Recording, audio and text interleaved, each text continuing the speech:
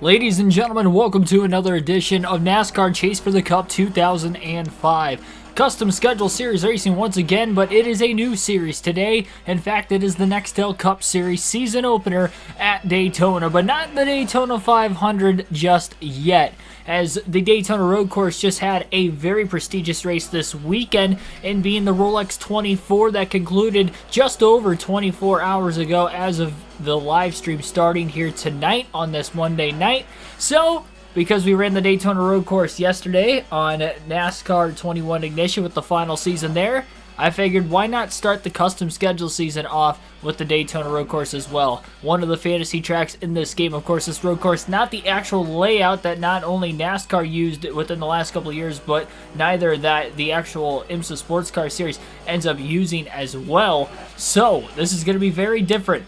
I did not practice, but I did qualify for this race. I actually remember the track fairly well from NASCAR Thunder 2004, because if you remember a custom schedule season there, we actually ran this race on there. I believe it was the only fantasy track I actually raced at on that game. So, we are going to race there today. And as far as me being able to work my way around the racetrack without any practice, I don't think I should have any problem, except for the fact that qualifying did not go according to plan for our driver for this season, Greg Biffle, same driver, of course, we're using for the Busch Series. And I have to say, it was not great. We ended up qualifying 21st for this race, so we're right smack dab in the middle of the field to start tonight's season. And without further ado, let's just get this race underway. We have 142 laps at the Daytona Road Course, so here we go. And we'll see if we can get the Biff not only a Busch Series title, but a Cup Series title in NASCAR Chase for the Cup 2005. Green flag is in the air. We're underway for the Cup Series season. Full season points format will be used. No Nextel Cup Series Chase for the Cup this time around. No playoffs. And Biffle is already all over the place on the opening lap. Contact with Casey Mears in the 41.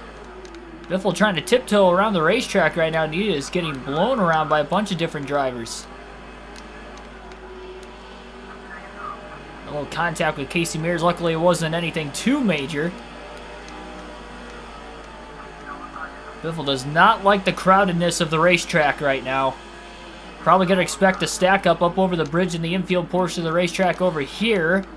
So he works to the inside of the 41 of Casey Mears. He's got the positioning on him, looking to move back up. So despite qualifying 21st, Biffle's already dropped a few spots off the start of the race. Still side by side with Mears. Trying to side draft him a bit. Having the inside, hugging the curbing and clear. Back into the tri-oval they go. Tony Stewart will lead the opening lap of the season.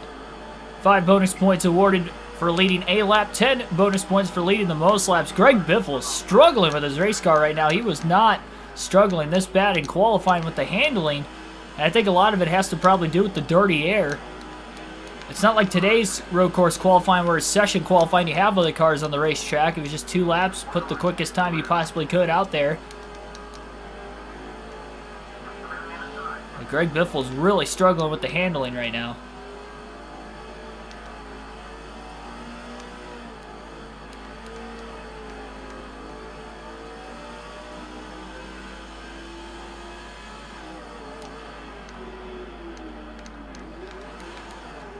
Road course racing, not one of Biffle's strong suits throughout his Cup Series. Never won a Cup Series race on a road course. Of course, this is very early in his career, only his 2nd season.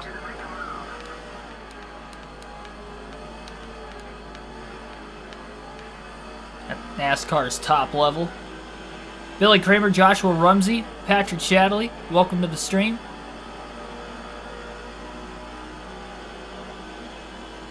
Two laps complete. Scott Riggs, the rookie, thought about taking it 3 wide, thought better of it.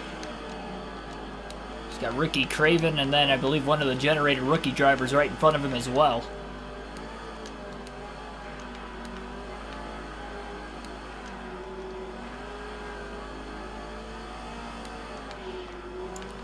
A lot of road courses on this schedule. It's going to make it really tough for the custom schedule season. We'll be racing at every fantasy road course on this game and a couple of the fantasy ovals as well. Not all the fantasy ovals, but a couple of them.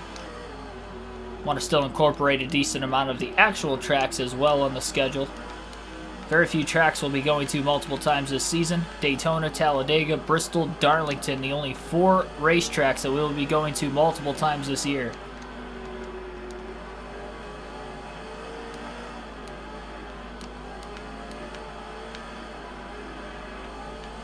Daytona on the oval, that is, not the road course. This is the only race on the road course this season.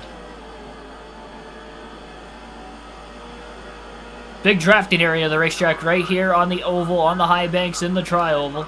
Down into turn 1, Biffle drives it in pretty deep, clears the generated driver in the 144, also clears Scott Riggs in the 10.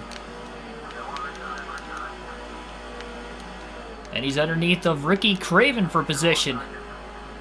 Trying to stay with Craven. Contact with Ricky. Biffle stuck on the outside now. Craven going to go wide up in front of the 16. Got to be careful with this Biffle all the way. Looking to the bottom. Had a big wheel spin. Now into the back of Craven. He's got to be careful. Ricky might end up being a rival here before long. That would not be what Biffle wants. And again, Riggs is back to the outside and now to the inside of Greg Biffle. Biffle should have the advantage getting back up onto the oval. And he'll clear Riggs with being on the bottom in that corner. And he'll hold on to 23rd at least. One car almost got into the wall up off that final turn. I believe it was Brendan Gaughan in the 77 for Penske.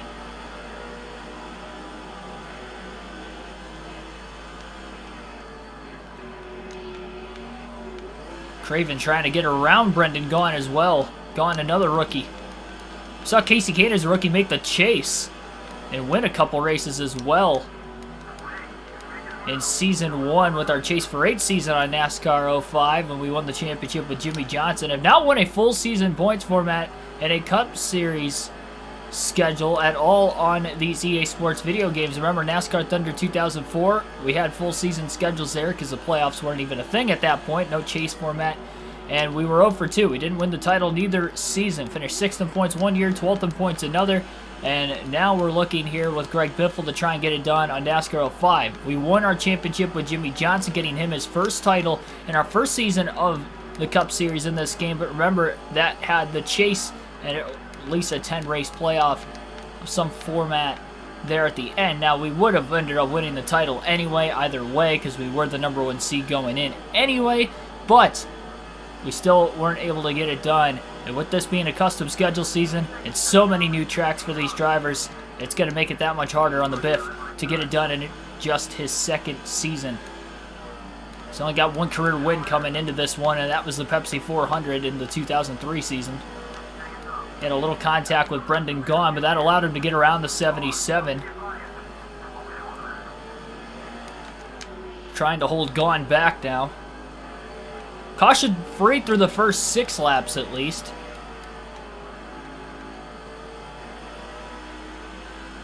Calling 6 to 12 inches of snow here. I'm supposed to get 5 to 8 on Tuesday. Oh, geez. And 5 to 8 on Wednesday. Or, sorry, 5 to 8 on Wednesday and 5 to 8 on Thursday. So I'm hoping for it to snow very early on Wednesday. Potentially get a level 3 so I don't have to go into work. And I'm off of work Thursday as it is. I'm really hoping it doesn't start snowing while I'm at work and then I have a rough drive home. That is going to stink.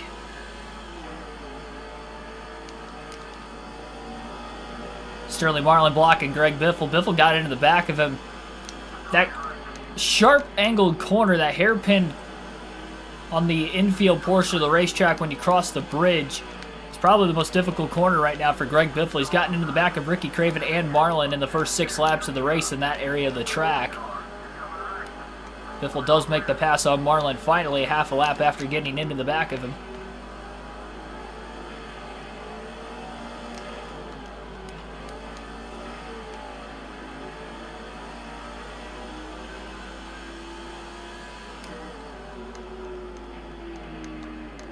Craven to the outside of Jeff Burton.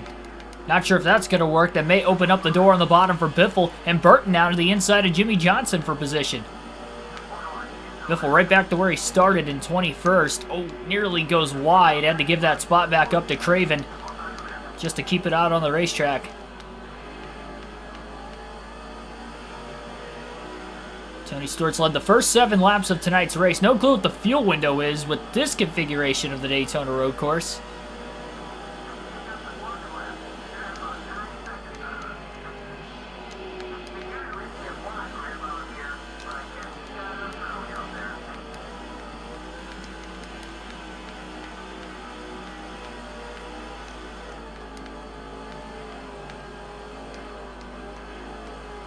A little contact up there. I think Jeff Burton got into the back of whoever was in front of him, allowing Jimmy Johnson to get back to the inside of Burton for now, and he may be able to clear him this time. Craven gonna take a shot to the bottom, looking to make a move on Paul Menard. He'll get around Menard, squeezes to the inside of Jeff Burton. Almost in the grass was Ricky Craven.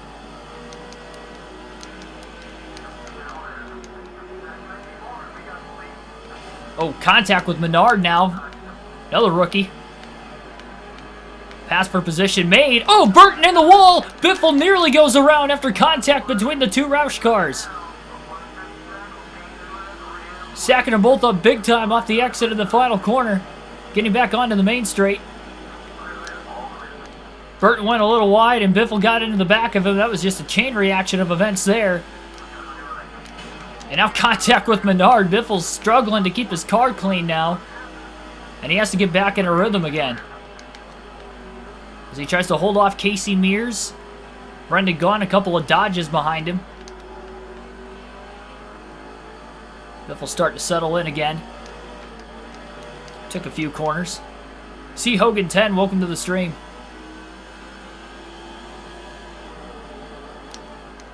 Kalen Crosby, welcome to the stream as well.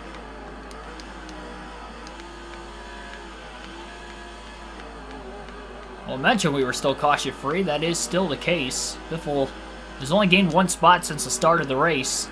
Net gain. Just kind of settling in, or at least trying to, through the first 10 laps now. When we get to the start-finish line, he's just over 9 seconds off the lead from Smoke.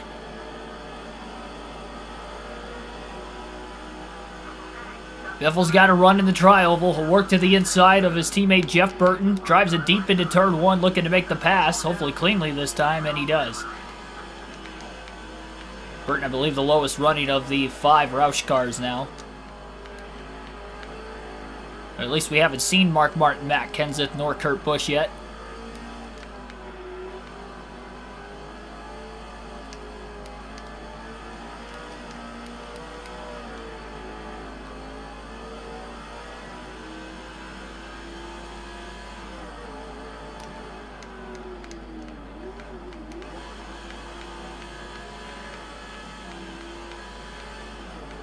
Biffle in second gear for a long time there. Really hear those RPMs cranking. Trying to get the most out of that gear before he upshifted to third. Back onto the main oval now, to the inside of Ricky Craven. Craven thought about throwing a block, but decided not to. Smart move by the 32. Multi-time Cup Series winner is Craven. Both of his 2 career wins in dramatic fashion on short track style tracks, Darlington and Martinsville. A little loose was Biffle trying to get around Jimmy Johnson. Johnson drives to the inside of Joe Nemechek now, and he may get around him. And I believe he will. Oh, Craven goes wide, clips the grass just a bit. Now contact between Biffle and Nemechek. Biffle's looking out of the rear view there a little too much and forgot where he was going in front of him.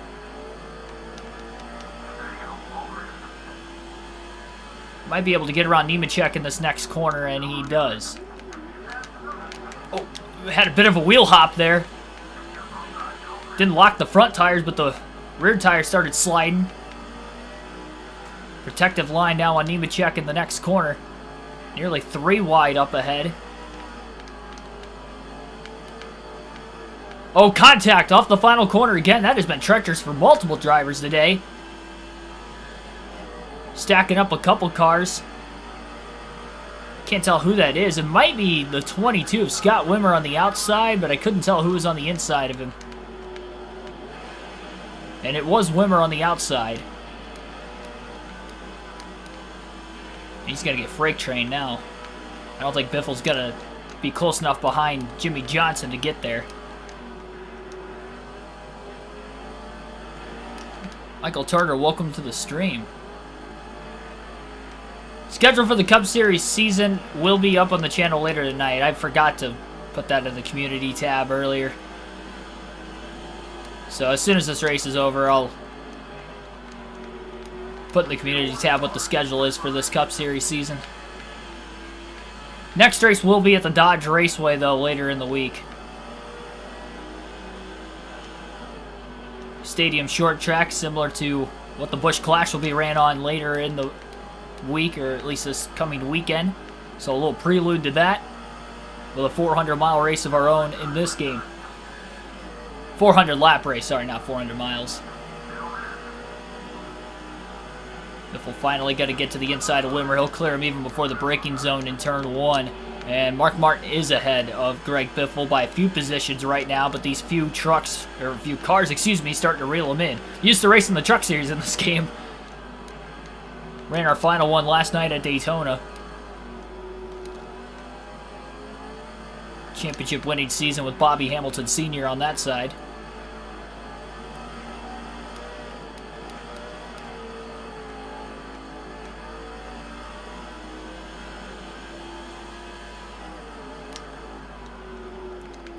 Biffle, little tag to Johnson, very, very light.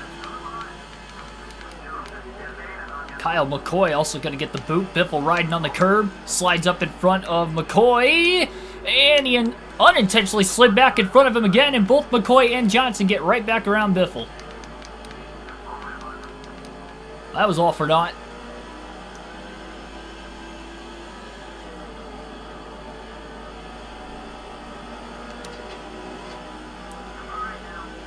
Well, trying to draft Johnson. Johnson might pull out to make the move into turn 1. That was a tight maneuver by Biffle. A gutsy one, to say the least. He did a great job keeping it off the inside wall, not to overdrive it. He's still underneath Jimmy Johnson.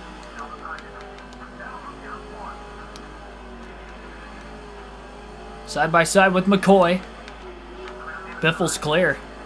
And Johnson trying to follow the Biff's line. Biffle up to 14, gradually working his way through the field. Very poor qualifying effort.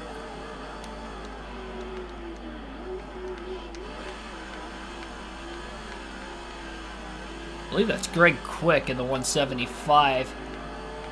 Who's the next car in line in front of Biffle. He's been working on Mark Martin for a couple laps now.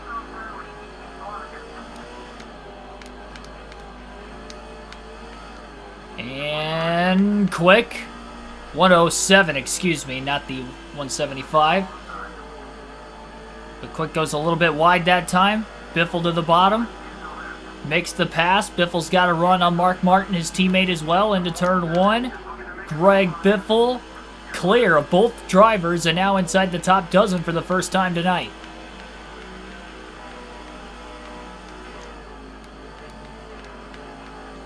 He's got another teammate just a couple positions ahead in 10th of Matt Kenseth.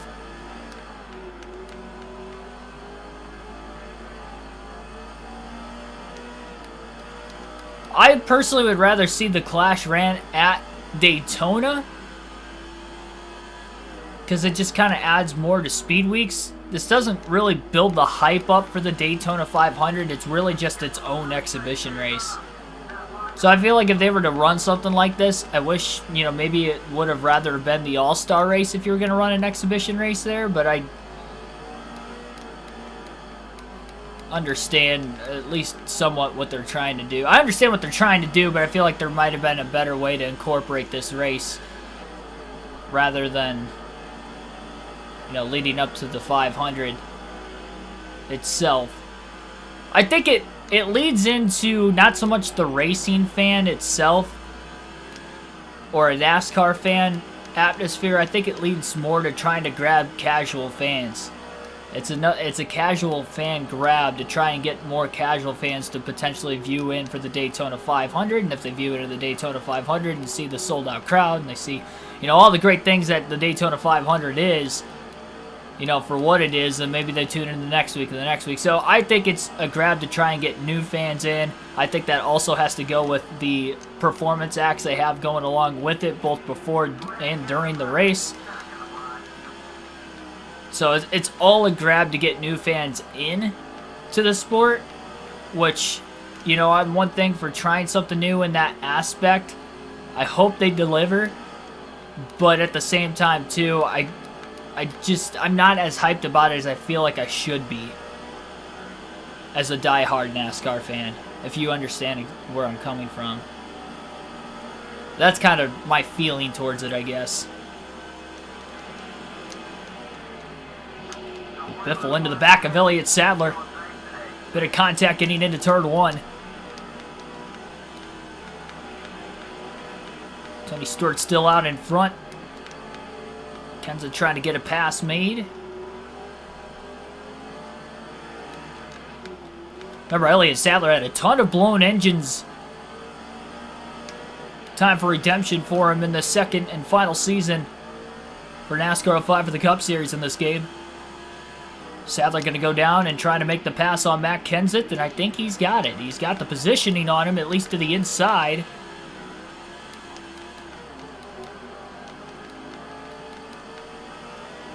Not quite clear yet. I think Sadler's going to have a good chance of trying to get around Kenseth in this next corner. And he is not clear. And here comes Biffle with a run to the inside of the 38, trying to potentially take it 3 wide into the tri-oval, and they are 3 wide. This is going to be interesting down into turn 1. Sadler instead will play it smart. He'll back out of the gas early and let the Roush cars go that were splitting him 3 wide. Oh, but Sadler guns it into turn 2 and gets back around Biffle on the outside. Biffle underran the corner.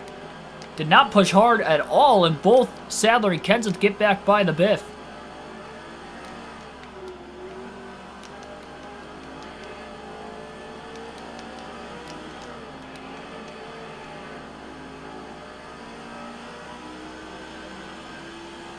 Great undercut move, and now Biffle's got positioning on Sadler.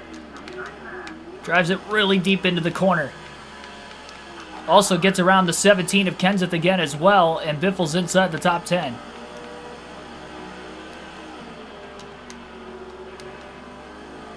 Right behind the 21, Ricky Rudd in the Wood Brothers Ford.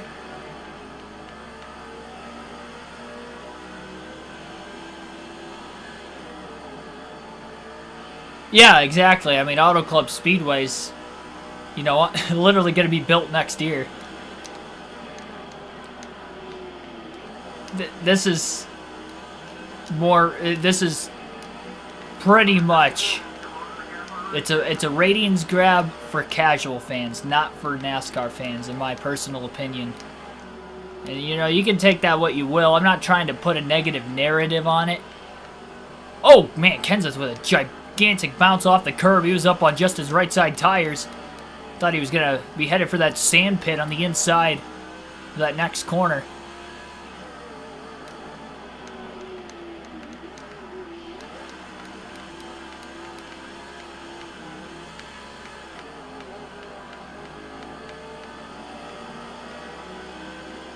Prefer the duels in the Clash. Well, the duels are part of the 500. Not, I mean, the Clash was in a sense, but the duels, I mean, you literally have to, that's the qualifying races for the 500. That is to set the field, not just the starting lineup, but to see who will be in the race as well for some drivers.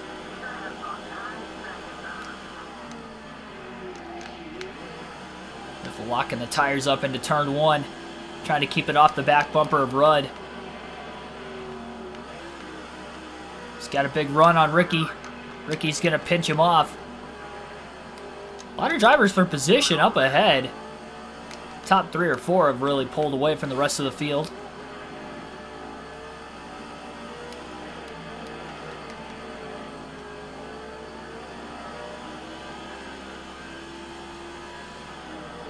Yeah, Fontana, I believe, is about a half hour outside of LA.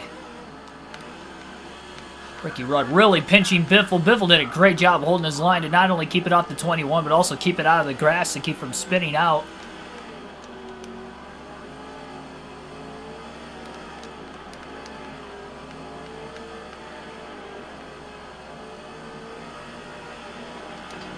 And now Biffle to draft off of Dale Jarrett.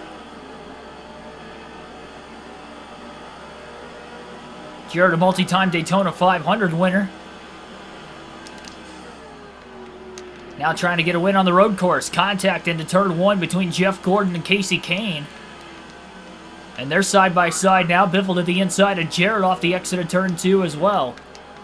Contact between Biffle and Jarrett. Oh, and Jarrett goes up off the curb, and if Biffle didn't make a mistake of his own, I think they were going to make contact. That was actually great fortune for Biffle that he went a bit wide himself. It looks like Ricky Rudd's going to get around the 88. Bit of a power slide into the next corner for Biffle.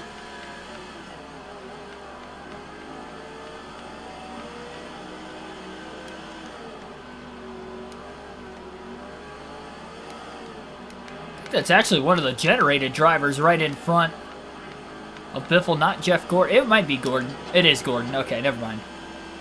I don't know why that didn't look exactly like his regular DuPont car with the flames. Maybe he's running some sort of an alternative paint scheme today. Biffle with the National Guard Ford Taurus. Kane really trying to block Gordon. And Rusty Wallace in front of Kane as well.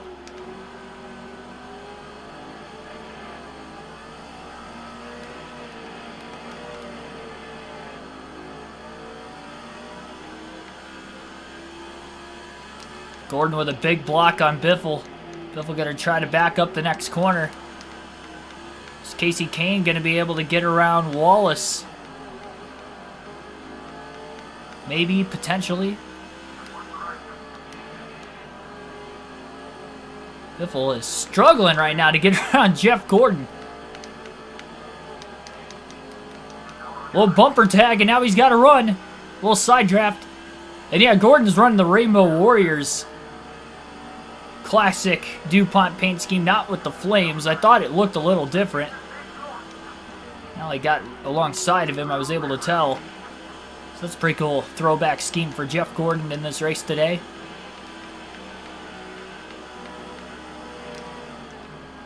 I do have all the schemes unlocked, so you see me run multiple paint schemes throughout the course of the season, much like I did with Jimmy Johnson in the 48 car in Season 1.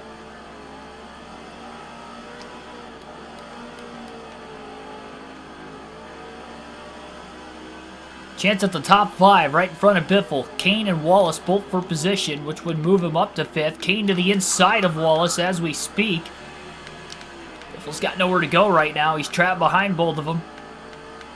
Oh, he may look to take it 3 wide. This is going to be a heck of a move. If he can pull this off, contact with Casey Kane, which will allow Wallace to hold on to 5th.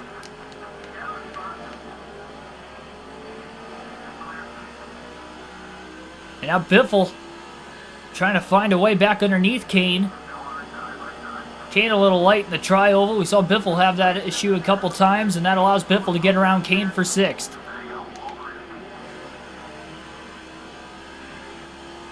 Biffle trying to get underneath Wallace. Can't do it.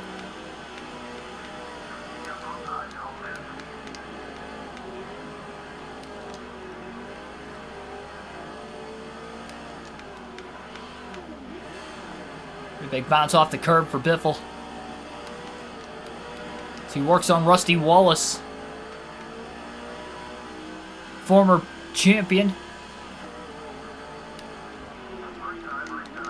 Biffle, power move into the hairpin and gets around Wallace. First time Biffle's been in the top 5 tonight, lap 24. I don't believe they've hit halfway on fuel yet. So it's seeming as if it'll likely be a 2-stop race today. We might have hit halfway on fuel. I really wasn't paying too close of attention. You'll have to let me know down in the chat, but I don't believe we hit it yet.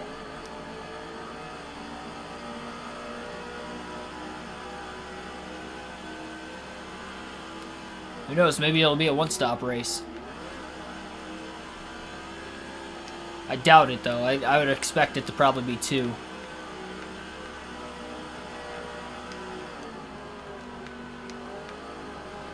Now, this version of the Daytona road course is a lot shorter than the Daytona road course of the actual configuration. Hence why the race is 142 laps instead of 70 like the Cup race was in 2021 here.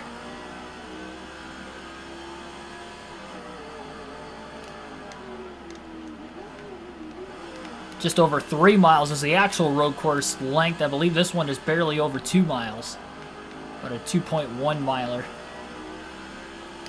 Similar size to the length of track that the older layout at Sonoma was. Not exact, but similar. I hit halfway on fuel at lap 20. Gotcha. Thanks for that. I was battling for position. I wasn't really paying attention to it. Okay, so maybe it will be a 3-stop race then. If we did hit it at lap 20, that means we'll pit about every 40 laps, which would be a 3-stopper.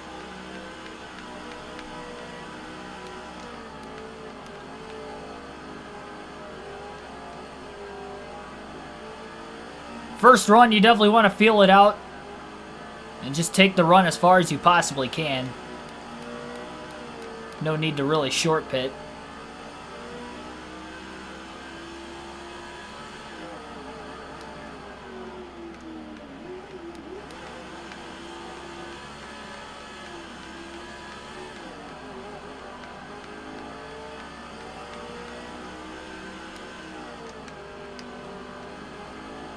I saw the truck race last night on NASCAR 05, that 100-lap event on the 2.5-mile Daytona International Speedway. Go caution-free. Daytona road course today for the Cup Series, caution-free to lap 27 at least. Biffle locks the tires into one, pushing hard, trying to get to Kevin Harvick in the 29. He's almost there.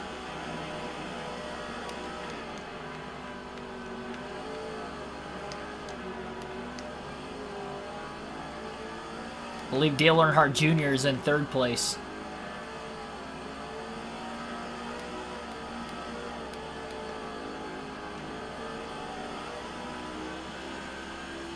Will I ever do iRacing? Probably eventually, but I don't have a rig right now, and there's a lot of other things I want planned for this channel.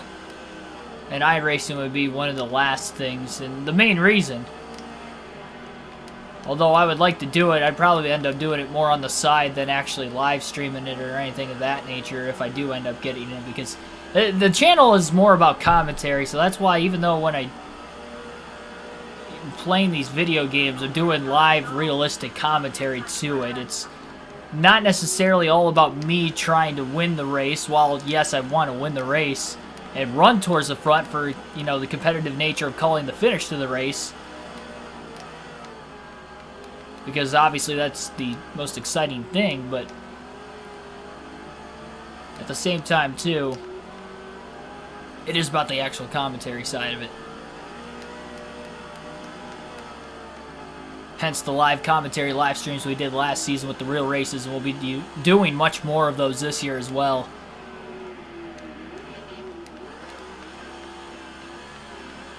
It's just a way of incorporating it on the side the days that there is no NASCAR racing.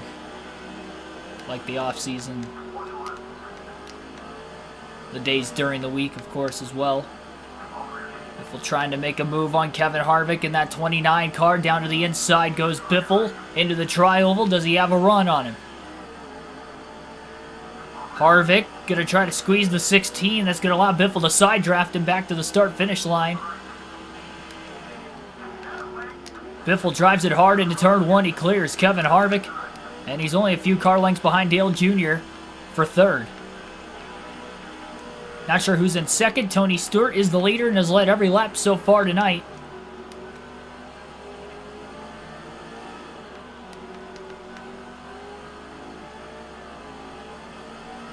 Be prepared to say, yeah, that's exactly why I don't want to buy one.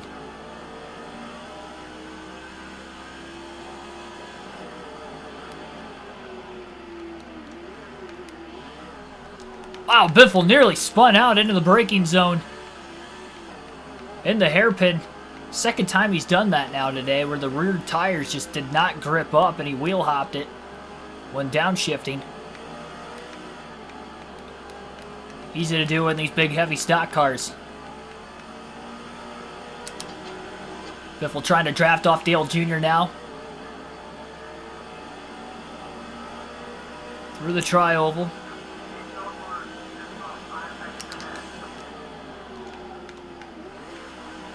Skids the tires maybe just a tad. Junior with a big block. Entering turn 2. Into the S's in 3 and 4.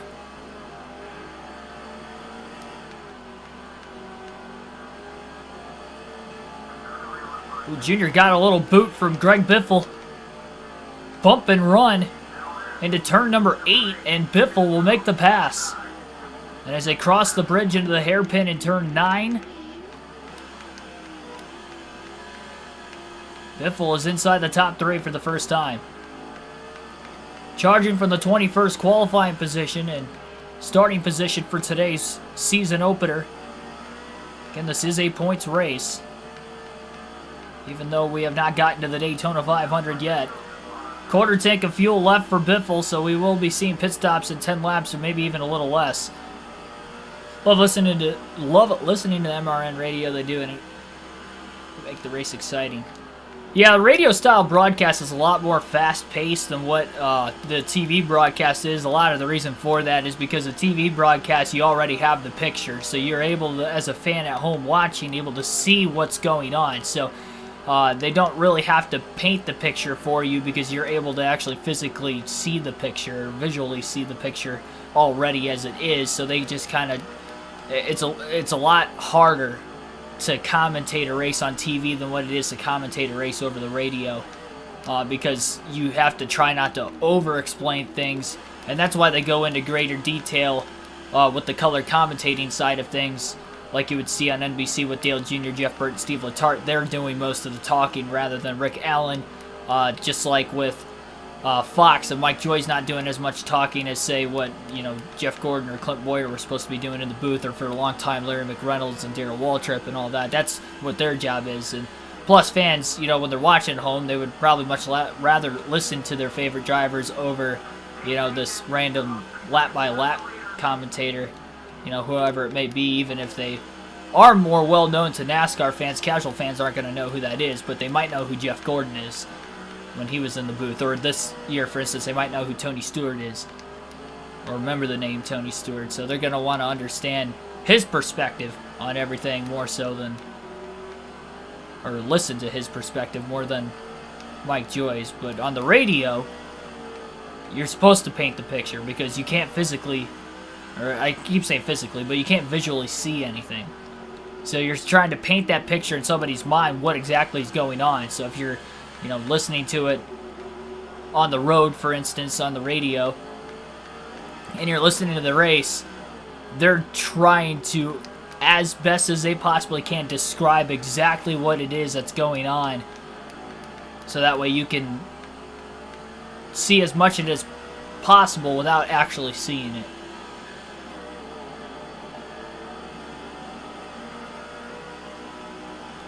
Biffle's got a big run on Ryan Newman for second place. Not going to try to make the pass in turn 1, although he still may get to the inside in turn 2. And he is there. Biffle, Newman side by side for second. Biffle clear.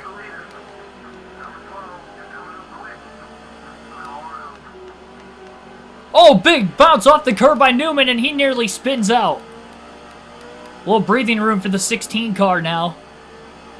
And a great catch. All 4 tires came up off the ground on Ryan Newman's number 12 Alltel Dodge.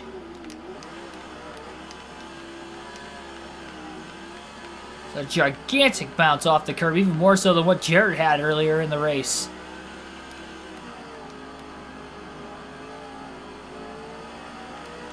And Tony Stewart, who has led the first 33 laps when we get back to the start-finish line this time, is potentially in trouble of losing the lead for the first time this season.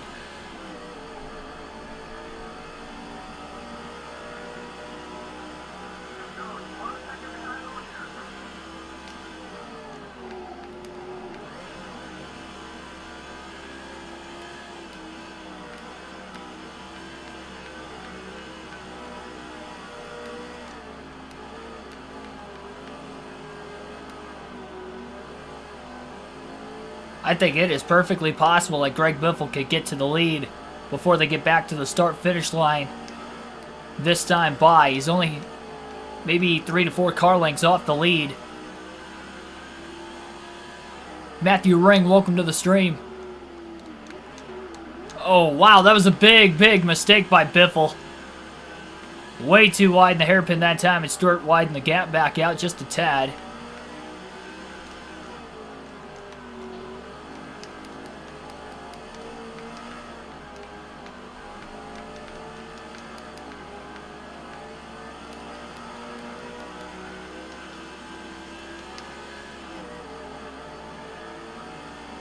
Maybe he'll do Talladega infield as well. I will be doing the Talladega infield. I believe that is actually the 5th race of the season as well. Yes, I plan on doing all the fantasy road courses on this custom schedule season.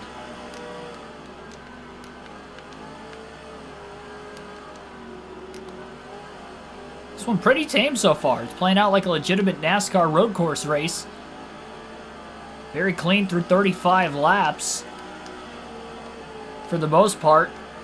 Really not a whole lot of contact being made, but we've seen some good hard racing at the same time. Some great saves. Curbing, really throwing a lot of these cars around. Yes, I will be doing a stream tomorrow. I believe I'll be doing Bristol for NASCAR 05 for the Busch Series, 2nd race of the season. For the Busch Series custom schedule. Stewart gonna go a bit wide. Now we'll cut back down to the bottom trying to block Biffle. And Stewart will get another lap led. He's gonna try to lead as many as he can. Biffle's gonna squeeze underneath them at the line. And into turn 1 they go. Side by side for the lead. Contact! And Biffle's got it as he runs Stewart a bit wide. But now can Biffle lead back to the start-finish line to get his first lap led of the race to score 5 bonus points of his own. He may do it. Tony Stewart with a deep dive into turn 5 and nearly got back around Biffle. Not quite as Biffle beat him back to the throttle.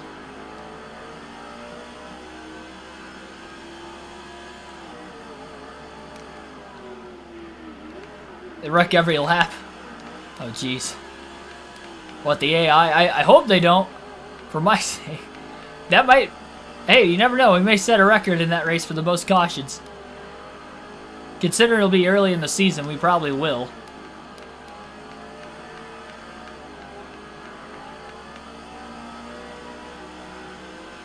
Most cautions we had in a race in the Truck Series season was our first Watkins Glen race. We had 7 yellows. I think we had as many as 12 in our first Cup Series season on this game, and that was at Martinsville.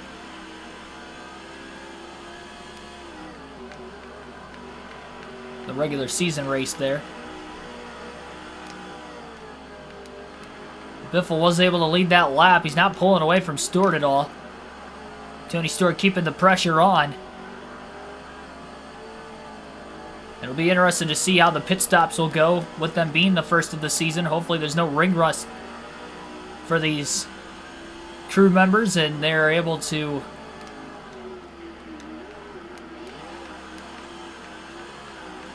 go to work efficiently and at a rapid pace as they usually are able to do. Biffle, oh, he got loose and Stewart punts him. A little bump and run of his own. That's how Biffle got to the lead in turn 1 a couple laps ago. Stewart, oh man, he just ran Biffle into the wall off the final corner. And Stewart's coming into the pits anyway. So I'm not sure what that was for. Maybe he just wanted to get back at Biffle there that last second, right before hitting the pit lane. But regardless, it'll be Stewart coming in, so Biffle will hold on to the lead.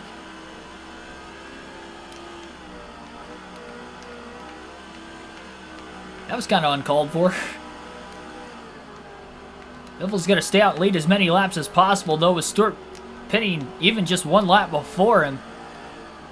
It's going to create an opportunity for Stewart to cycle back out in the lead. Took almost the entire first fuel run of the race for Biffle just to get there. He didn't lead till lap 36.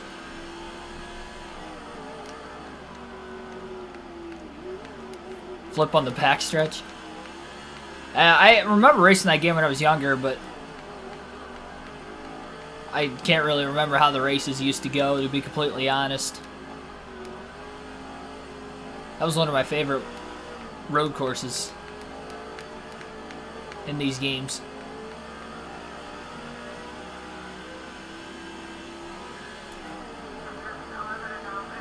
Well, you definitely don't want to run out of gas here. You are likely not going to make it all the way back around this racetrack, so Biffle's only going to stay out this lap, and he'll pit this time by at lap 39. Got a lap car coming out of the pits on the inside into turn 2. It's the 147 car, so Biffle had to let him go.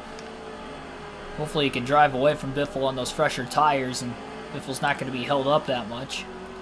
That's what Biffle can hope for, at least. But it does seem as if he is getting held up just a bit. Might be one of the back marker cars.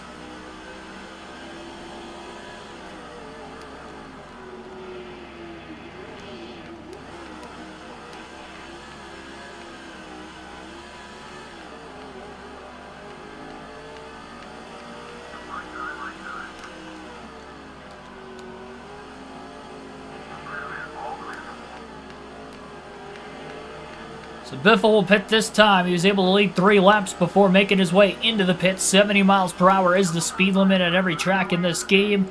Biffle will get down with ease into the pit lane at that speed. 63 exactly is what he hit the line at. No adjustments, 4 tires and fuel for the Biff first pit stop of the season. Well, that might be an exciting race then for you guys if there's a bunch of wrecks.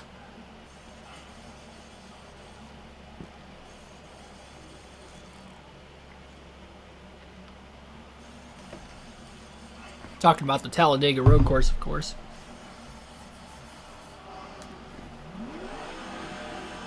Oh, wow. Even Newman beat Biffle out of the pit lane. He almost beat Tony Stewart out of the pits. My goodness, what a stop from the 12 of Newman. He had to have been quite a ways back.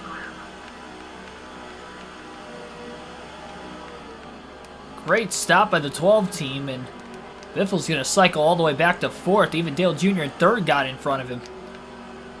That's the danger of pitting 3 laps after the rest of the leaders. Except for Newman. He pit the same lap as Newman, but somehow Newman was able to still get out not only ahead of Biffle, but ahead of Dale Jr. and almost got in front of Stewart. He's all over his back bumper for the lead, and Newman potentially trying to take his first lead of the race and get himself 5 bonus points. Biffle trying to get going here.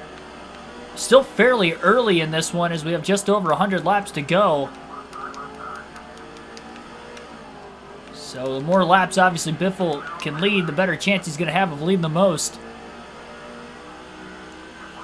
Every race matters. Especially with the season-long points format. You want to start off the year well. So you can put yourself in a much better spot and not have to claw out from behind, because that was the problem on NASCAR Thunder 2004 with the Cup Series full season points formats. Is in both seasons I started off really poorly, and because I started off the season very poorly both times, that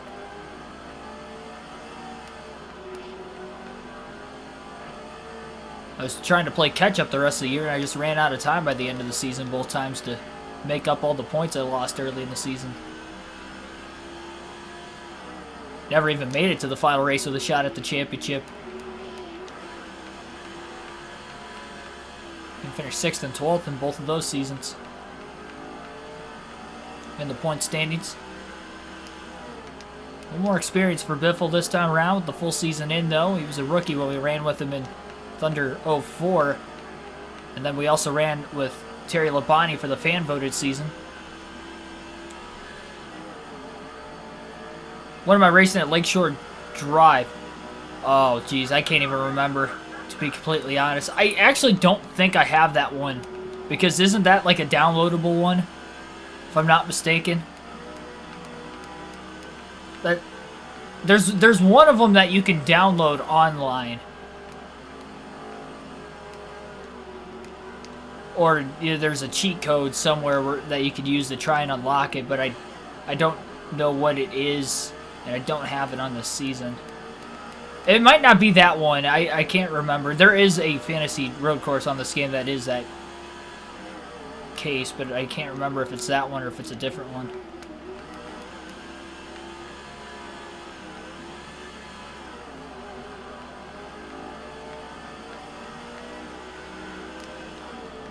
Mr. You Bastard, welcome to the stream. I think Biffle will make the playoffs in 2022. He's not running full time. So no. He's just running the Daytona 500. Unless he somehow goes out and wins the 500, maybe they try to find a... You know, he would have to still start every race to be qualified for the playoffs. But then again, they'd have a lot of money out of the gate, and they'd only have to finish top 30 in points, so why not try to get him for a full season just for that sake? I don't know if Biffle will want to do it, though. That's the thing. If you win the Daytona 500 at the age of 52, just quit, man. Quit while you're ahead. Because you know he's not going to compete for a title. He didn't really compete for a title the last few years in his career anyway. With Roush. Granted, I know Roush is going downhill, but I don't think NY Racing is going to be any better. Probably worse. So even if he did win, I don't see him running full time. Maybe more super speedways, and that'd be about it.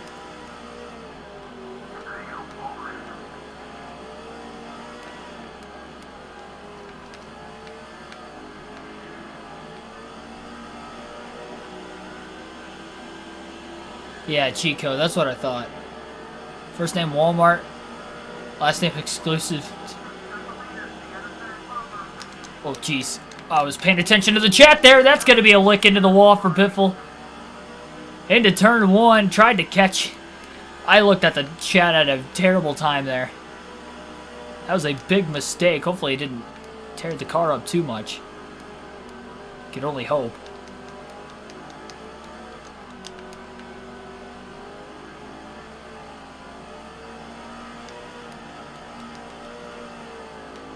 Newman still can't get around Stewart.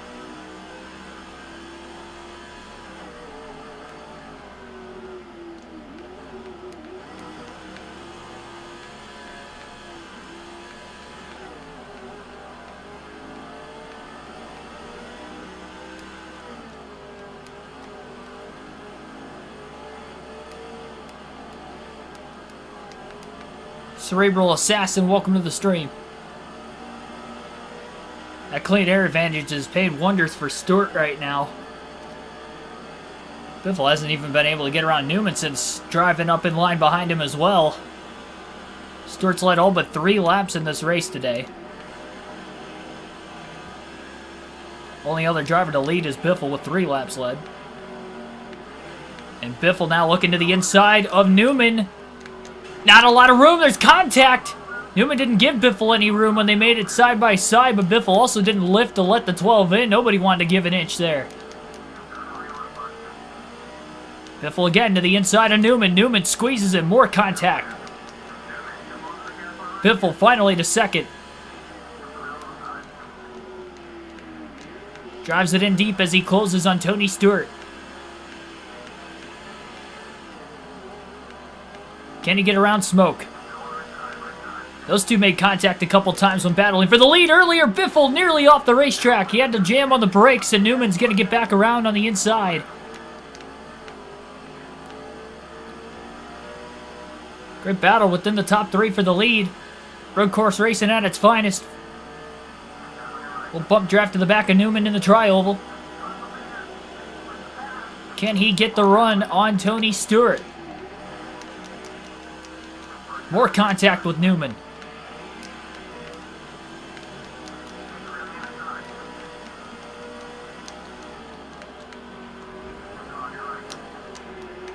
Newman and Biffle didn't make contact that time.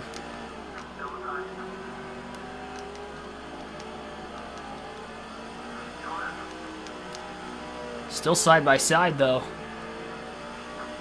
Beneficial for Stewart, at least for now. Biffle sends it. He gets around Newman. And he gets around Stewart. What a power move by Greg Biffle to get back to the lead.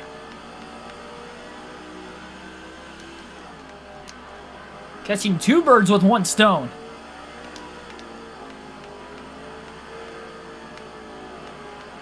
And that will be the 3rd lead change of the night. Second, yeah, I had it right. 3rd lead change of the night. Second different time Biffle's led. Stewart's led twice, but he started off on the pole and leading the first 35 of them.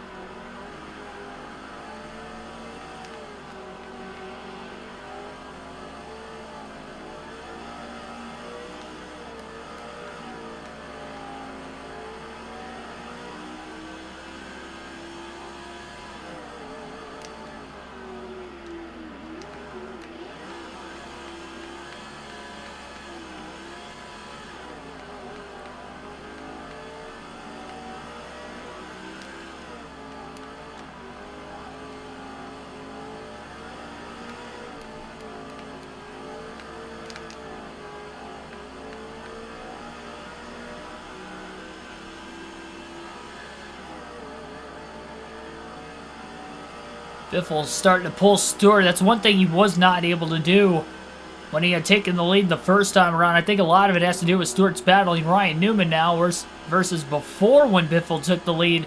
It was only Stewart and Biffle battling each other. Stewart didn't have to worry about another driver behind him trying to make the pass for position. So this is exactly what Biffle needed as we continue to stay caution-free today at the Daytona road course. 48 laps in. We've already gone through one set of pit stops. Got a ways until we get to our second set of pit stops yet. They'll probably be between laps 75 and 80.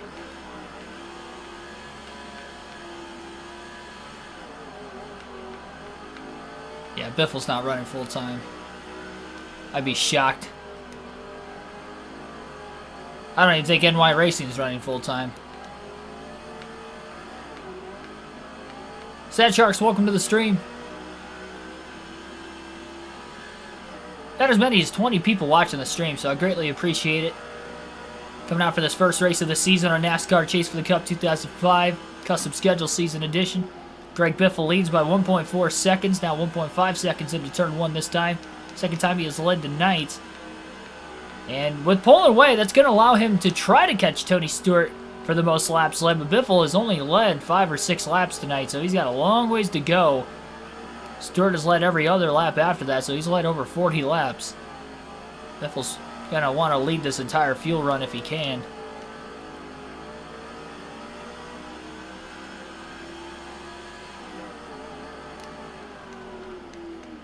Well, congratulations on getting that job, Sad Sharks.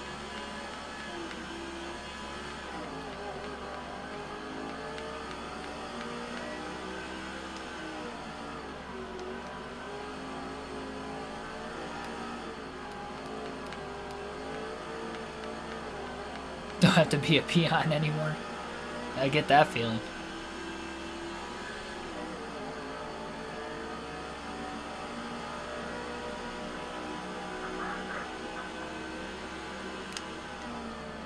Biffle's been running some of his fastest laps of the race since nabbing this clean air as well. It's about 1/10 of a second off his fastest time with about 11 laps on his tires. Pit at lap 39 is when he made his first stop. So probably looking at lap 78 for Biffle having his second stop of the race.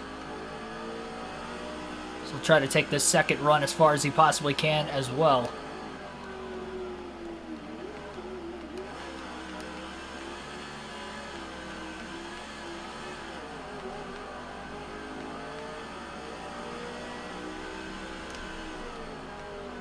Well, old school in a sense, this is a classic NASCAR video game, yes. I say Daytona Road Course because there is an actual Daytona Road Course, and this is a Daytona Road Course, but it's not the Daytona Road Course, if that makes any sense at all.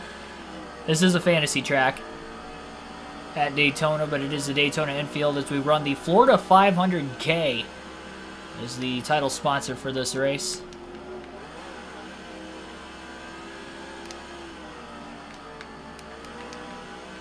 One lap to the good on fuel. That still may be nerve-wracking. You never know. Especially if you go to overtime. Hopefully you don't for your sake.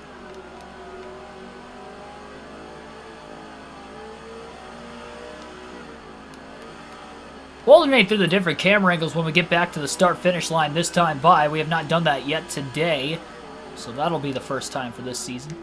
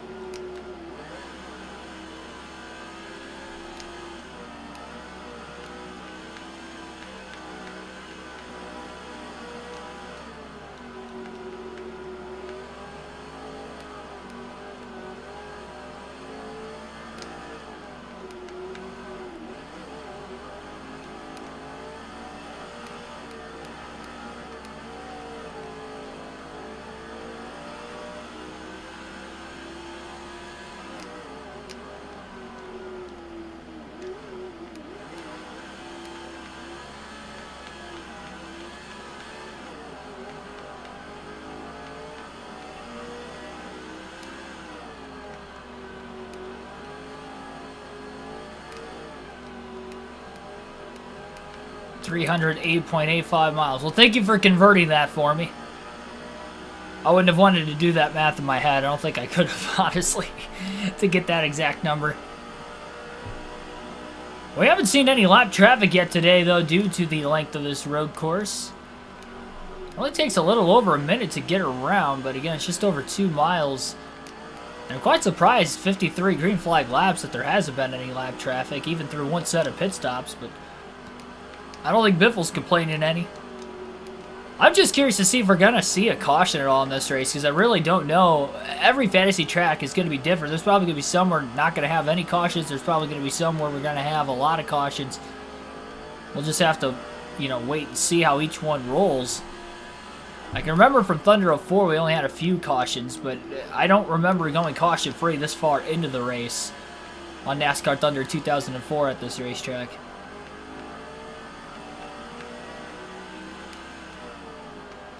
Yeah, I need to start breaking out my my Ryan Blaney merch here pretty soon. The channel, now that we're getting close to NASCAR season. Maybe I'll wear it on either Wednesday or Thursday. I only wear it Wednesday if I get snowed in. If I have to go to work, I won't wear it. But I'm off Thursday, so maybe that'll be the first day I'll break it out.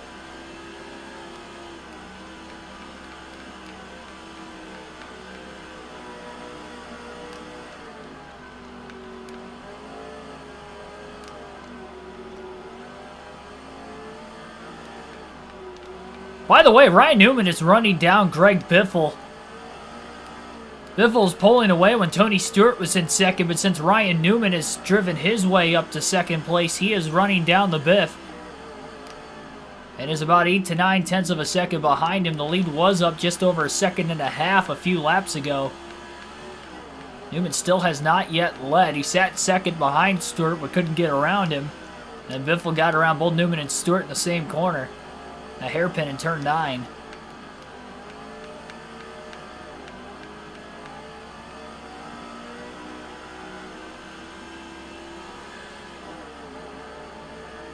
The unknown is Keegan. I don't know when the field is going to pit. Well, we already pit once in this race, so we kind of know that pit window is between 35 and 40 laps for the field. And Biffle pit at lap 39, was one of the last drivers to pit. Nobody took it any longer than 39 laps that time through.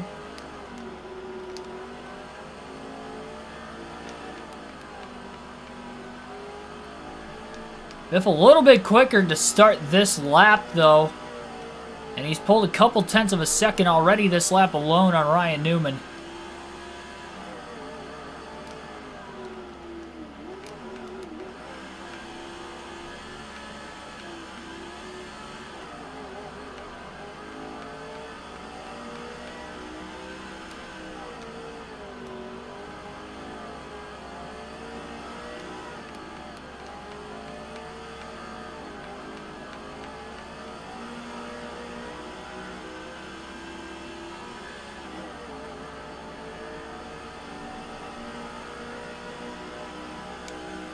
Okay, I forgot to alternate through the different camera angles a couple laps ago, so I'll do it now for the first time tonight. You can really see that sun beating down towards turn 1 on this Daytona road course.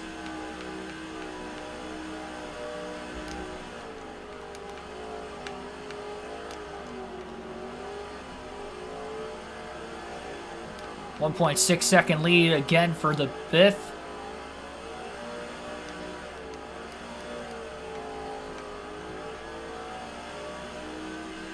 I don't believe anybody's out of this race as well. 43 laps in and no engine failures. Or sorry, 43 cars all on the racetrack and all on the lead lap still. No engine failures through 56 laps, as well as no cautions. About as clean as you could get for a race in the early to mid 2000s.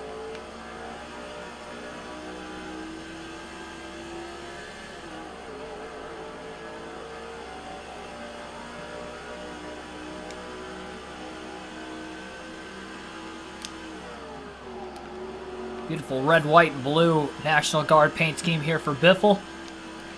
I think it's one of the more underrated National Guard schemes of all time. I think when we think of National Guard, we think of the schemes Dale Jr. ran for the longest time, or, you know, even though it's not National Guard, but it's Army. Even the Army paint schemes Ryan Newman had with the 39, or the 01 that Joe Nemechek and that Mark Martin drove there in the 01 there for a season as well. The 8 car for a year. I think those are kind of like the military paint schemes we think of in NASCAR, but we don't really think of this Greg Biffle National Guard car he ran in the mid-2000s. I really liked it. This is like a style paint scheme you would see on a 4th of July weekend race, or a, you know, maybe a Memorial Day or a Labor Day weekend race in NASCAR, but not on a semi-regular basis like Biffle drove it in his time in the Cup Series. Again, primarily in the mid-2000s. We got our first bot down in the chat tonight. It took 58 laps. It took almost half the race. I will give credit to the bots for holding off a little bit tonight.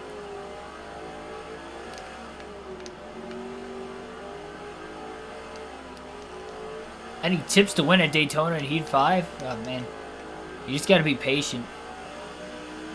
I tend to think that people aren't as patient in video games, and you gotta take it like it's real and just be patient. Not try to, you know, be too aggressive too early, especially if you're doing a longer race. First lap car that Biffle's closing in on at a pretty rapid pace right now, and it's Terry Labonte in the 5. And I think Labonte is down a cylinder right now or something, because Biffle is driven to the outside and just blowing right around Labonte. Odd how slow that 5 car is, but it'll be the first one to go a lap down. I'm almost curious as to if he had blown an engine earlier in the race and then came back out on the track after maybe repairing some of the issues in the garage, in case we get any DNFs going forward in this one, which we so far haven't seen. I don't know, whatever the case is, he is very slow, and he kind of came up out of nowhere. Wasn't really paying too close of attention to the track map to see if anything was going to happen. Mainly because there's nothing right in front of Biffle, and there are cautions, of course, in the Cup Series.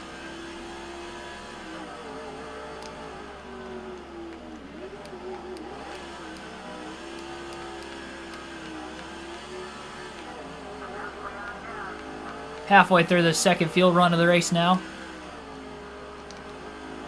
Very close to the window to make it on 2 more pit stops as well. Biffle likely just going to take this run out as far as he can, at least until he gets to lap traffic. There's no reason why you would want to pit and put yourself back in traffic, even with fresher tires. I think he'd rather take older tires with clean air versus fresher tires with dirty air.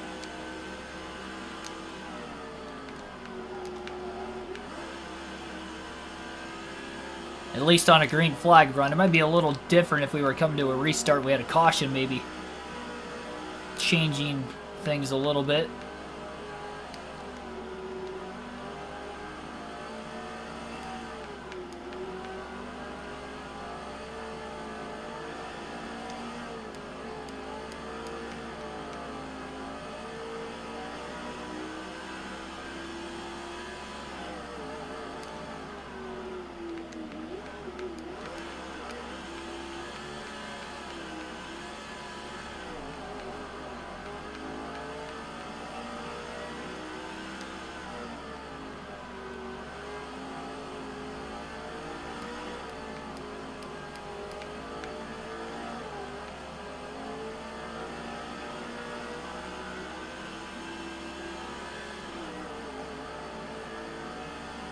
Well, 60 laps complete. I guess Biffle's slowly creeping in on Tony Stewart's laps led mark.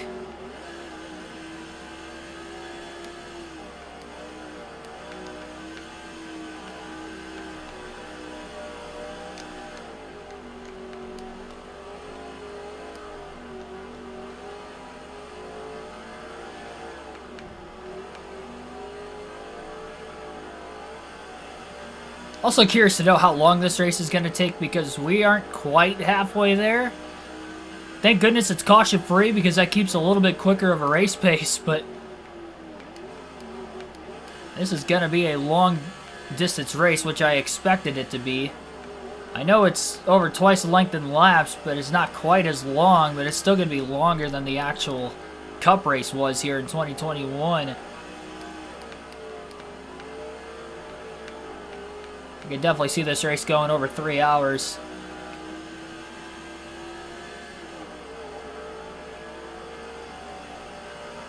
Distracted Keegan by saying things. Now you're fine.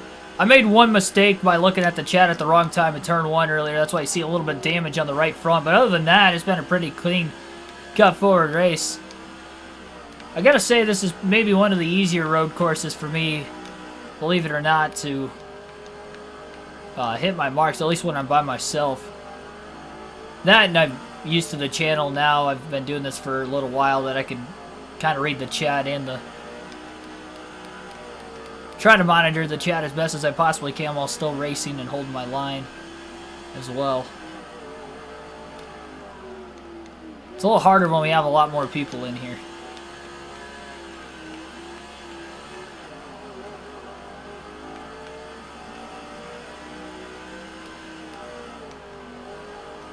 Don't be bothered by how much you guys comment down in the chat. I don't know if that also helps with the algorithm of things. I know it does when it comes to comment sections, but I'm not sure if it does it with the actual chat itself for live streams also.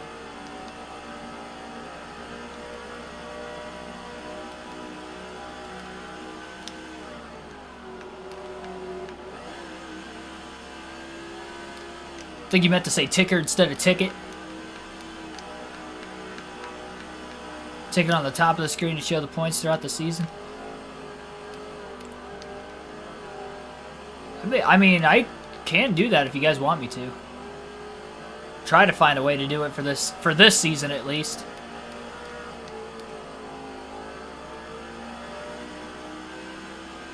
I know I have them on the left side of the screen towards the end of the season, if it's a close points race at least. Like I did it through the entire chase. And then at the end of the regular season in the first season on 05. And then I usually do it in the playoffs for the current NASCAR games, NASCAR 21 Ignition, and then even with Heat 5 and Heat 4 as well.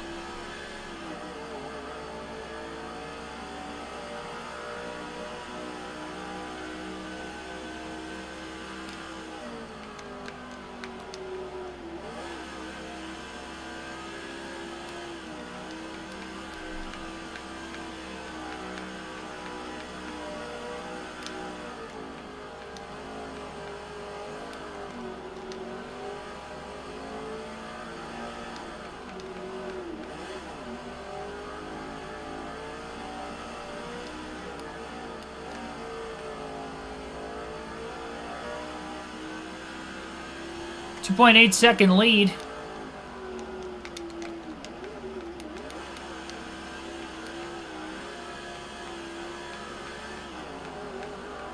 I wish I could find a way to get a legitimate ticker so it's like a scrolling ticker at the top. I would love to do that. Usually I just put it on a Google Docs page and then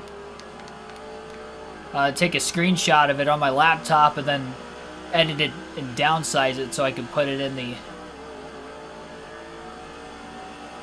cut around everything outside the actual numbers and then put it on the left side of the screen.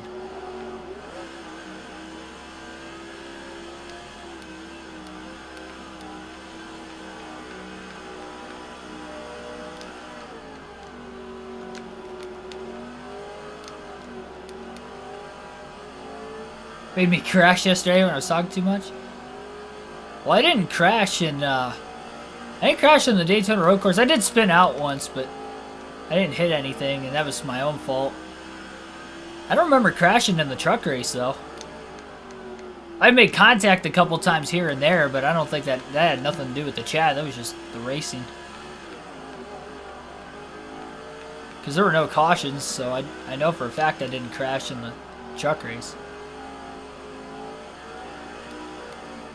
No, I mean, it's not your guys' fault whatsoever for commenting and then I'm looking at the chat and I mess up. Like, that's my fault for looking at the chat at a wrong part of the racetrack. I've done this enough now to know when the best parts of the racetrack are for me to look at the chat, like right here through the tri-oval. But I was looking at it too far into turn 1 earlier when I made that little mistake. I missed my braking zone. The short tracks are the hardest to look at the chat, though. It's just so constant. There's so much traffic all the time. Right now, when I'm in clean air on this road course, I feel fine. Not all road courses are like this, but this one I feel comfortable enough with.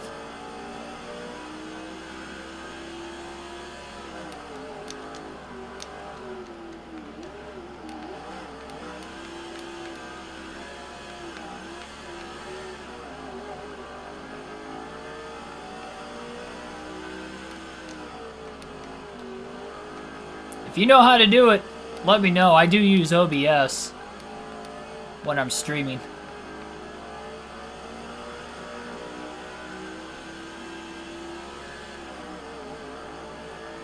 Thanks for smashing that like button tonight, everybody. We got 15 likes already on my end.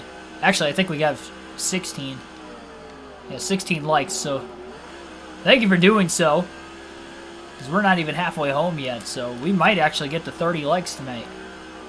Should be awesome. It's been a while since we've had that one stream.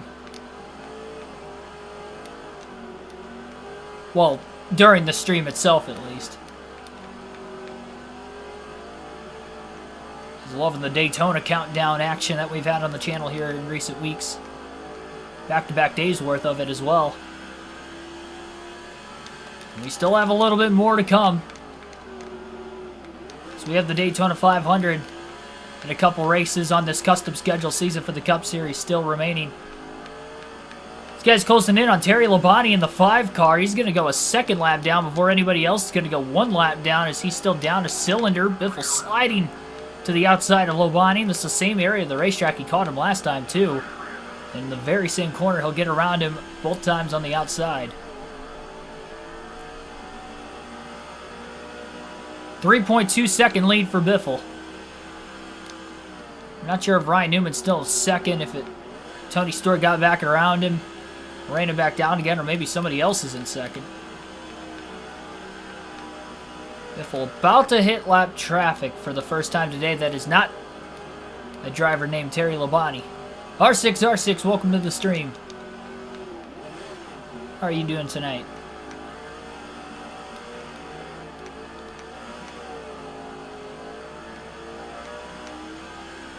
Biffle, a bit of a power slide getting back to the gas. He's definitely on the back half of the fuel and tire stent.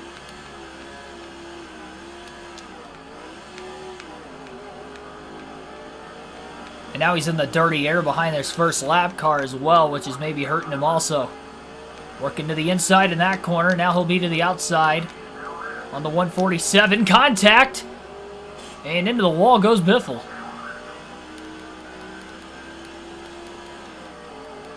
That couldn't have been more of a failed attempt to pass the lap car than what you just saw right there.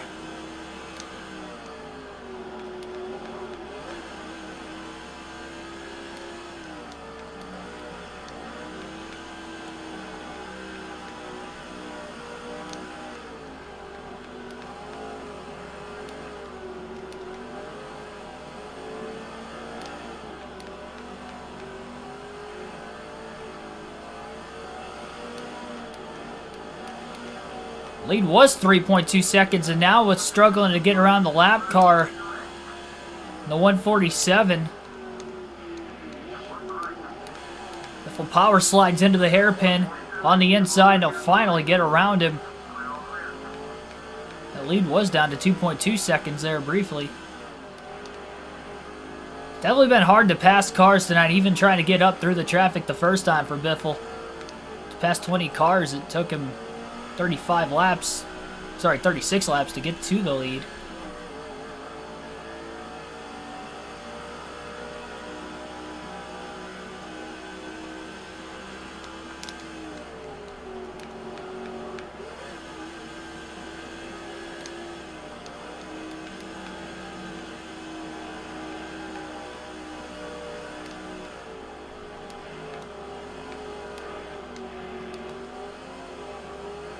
Biffle's crew going to have a little bit better of a pit stop than what they did last time. They weren't extremely slow, but considering they did pit 3 laps after Stewart and Earnhardt.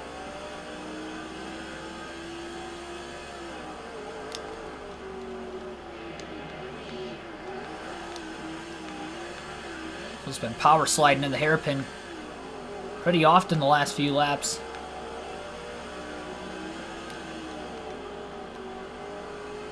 Biffle looks low. Now he'll be on the outside in this final corner. Try that undercut crossover move as they get back into the oval.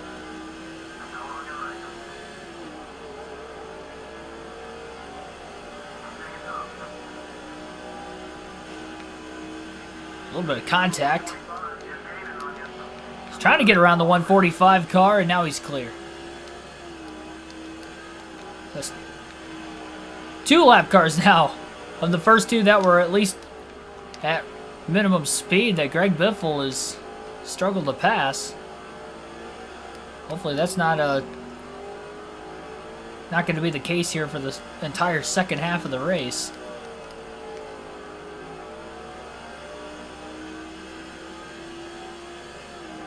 I'll have to read that comment in the chat when I get to the pit stop. Or maybe when I get around this next lap car, I'll have more space to look at it. I can definitely tell the car is starting to go away, not only on older tires, but I think a lot of it has to do with just being tucked behind another car. We had clean air for over 20 laps, and the car's driving beautifully, and now it's starting to not drive as well. Click on the plus sign. Scene window thing. Yep. Oh, shoot. Yeah, I'm not going to be able to look at that right now.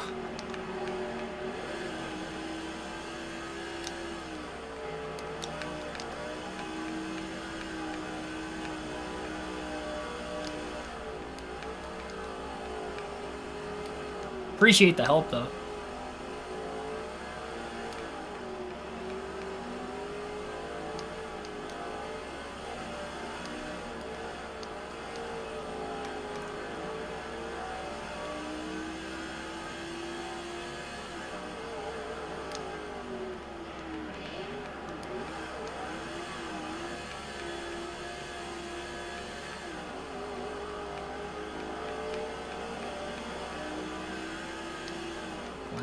The 123 car's up next.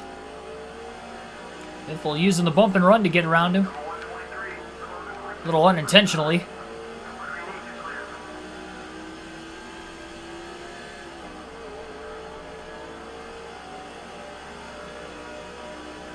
Three lap cars he's tried to pass, and all 3 of them he has made contact with. Excluding Terry Labonte.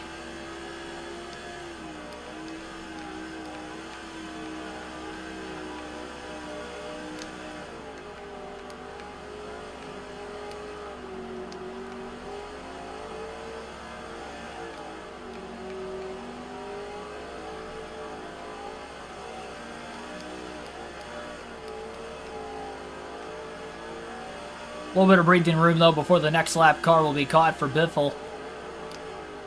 And only about 5 laps away from his second pit stop of the race as well. That'll maybe spread the field out a little bit better, because there is going to be a big pack of lap traffic that he will probably catch fairly soon. He's actually catching the 5 of Terry Labonte next. He always catches him on the same side of the racetrack in this final corner. He'll get to the inside, though, this time and get around him the easier way.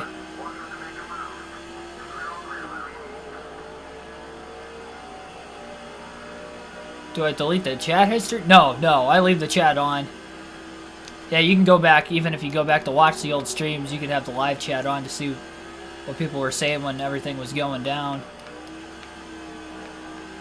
Yeah, I could always go back through and look around lap 70 to look for it.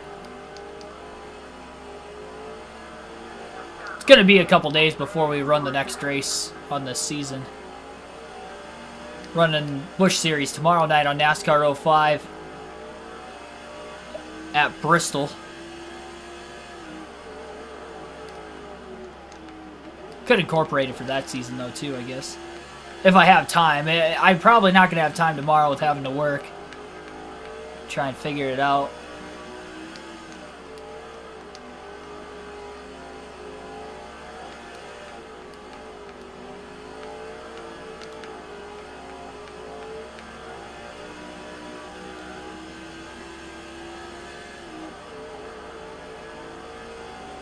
Ethan, welcome to the stream.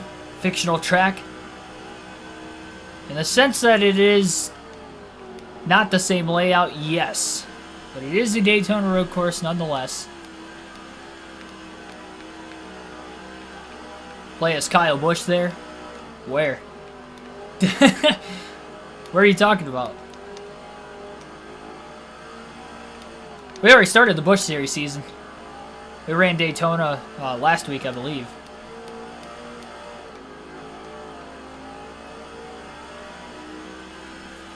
Guys will have to vote for 06 would be the next season you guys could vote for down the road.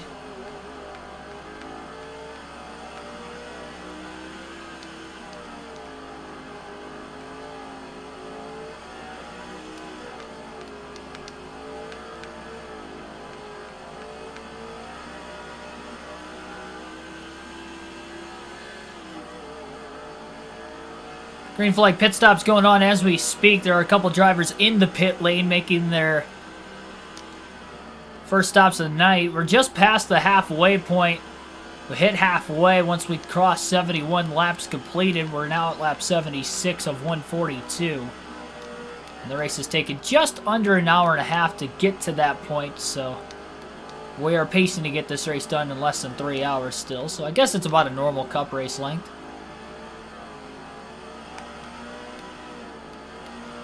Longer maybe by road course standards, but by normal NASCAR lengths, 2.5 to 3 hours, it is pretty normal. Craig Franklin, welcome to the stream. Yeah, Busch is in the Cup Series in 06.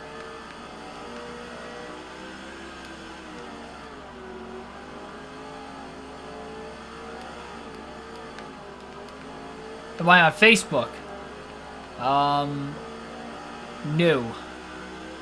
No, I never really used it. I only had it in high school just because my science teacher would post some stuff on there that we had to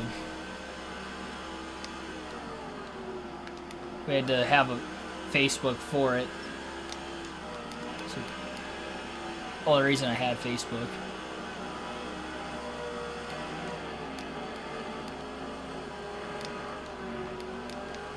No, Instagram and Twitter is it, and I'm not even really active on Twitter at all.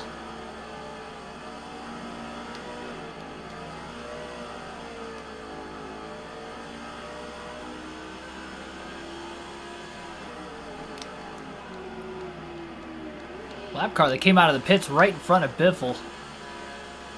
And that would actually be his teammate, I believe, of Kurt Busch.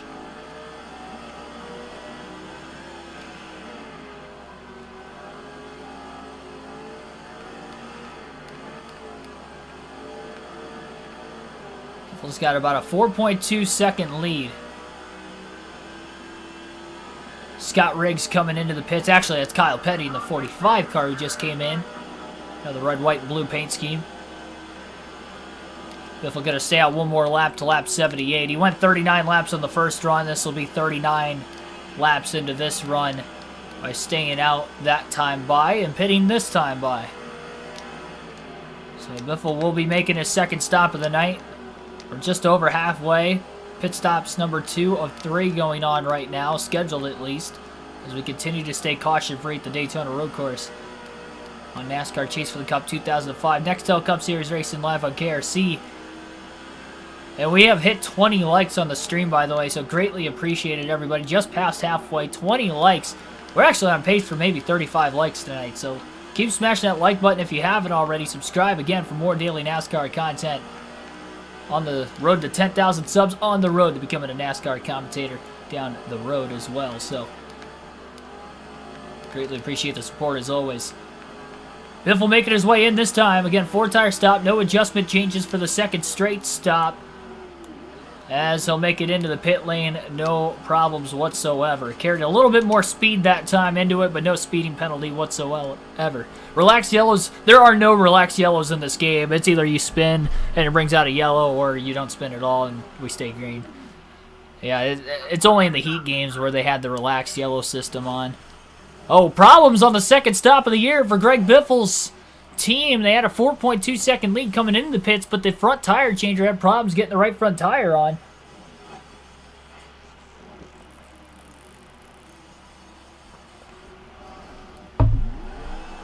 An extremely slow stop for Greg Biffle, and he has lost the lead. All 4.2 seconds of it gone with the slow stop. 19.4 seconds was the time on that pit stop for the 16 crew. And with this being the first race of the season, obviously that has to have played into a factor there for the reason why they had the mistake on that stop. But it's everybody's first race, so no excuses can be made, especially when you consider that this is still a points-paying race in a season-long points format.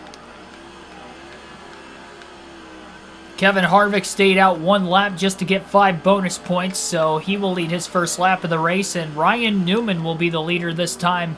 Well, I guess it would technically have to be the next time by. Means Harvick led that lap. In the pit lane, good crossover move for Biffle to dive underneath Dale Jr. off of that final corner. They're side by side into the tri-oval. Looks like Jeff Gordon is up to eventual 4th place. There's Harvick coming out of the pit lane on the inside. So if Ryan Newman leads back to the start-finish line this time, he'll get 5 bonus points. He'll be the 4th different leader in tonight's race. Tell you what, Newman's picker's been on it tonight, though. By far, they have been the fastest.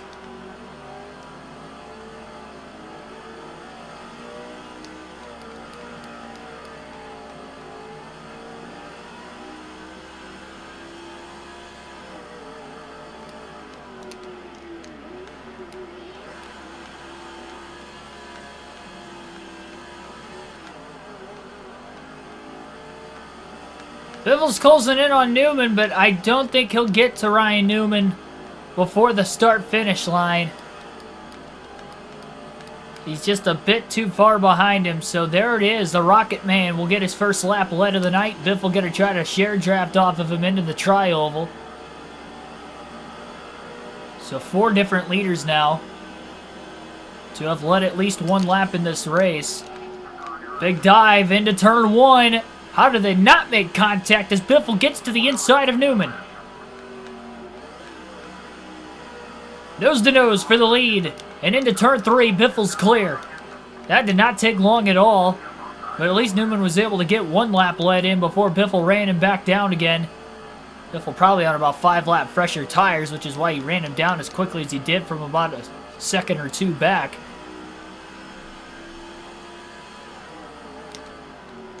No, this is the only race tonight. I don't do doubleheaders with the Cup Series.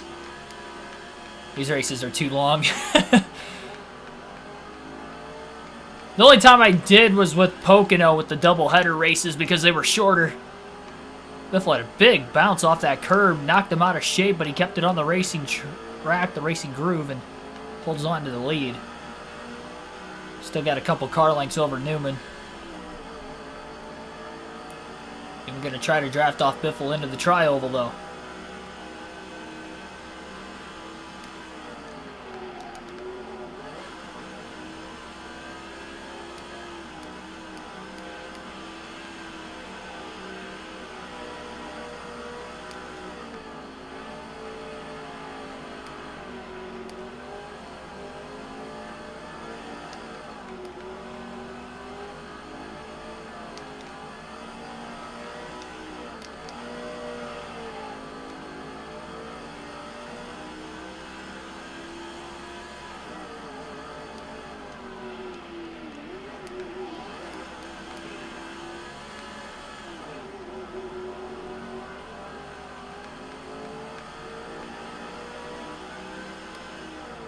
Can you imagine the season opener of all races going caution-free, though? I know it's not the Daytona 500, but still. I mean, outside of pit road and the poor qualifying effort for Greg Biffle, Biffle's had a good overall race. It's led quite a few laps. I think Stewart still led the most up to this point, but Biffle is closing in on him here pretty quickly for the most laps led. Stewart's led just over 40 laps. Harvick led a lap. Newman led a lap as well. And we're at lap 83, so that tells me that Biffle's led just less than 40 laps. But in a few more laps, as long as he holds on to the lead, he'll get to that most laps led mark.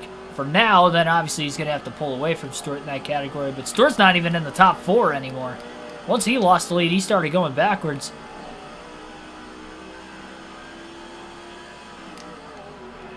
Predictions video will be out either Thursday or Friday. Actually, it might be out on Wednesday, but only if I get snowed in.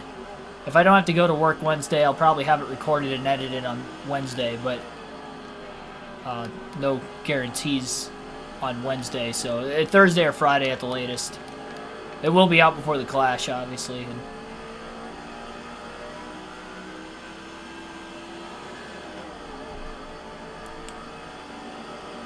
Good question, though. Biffle going all the way down to the apron. Driving underneath the Kyle Petty. Shoots the gap into turn 1 and makes the pass on him. Still only got about a half a second lead over Ryan Newman.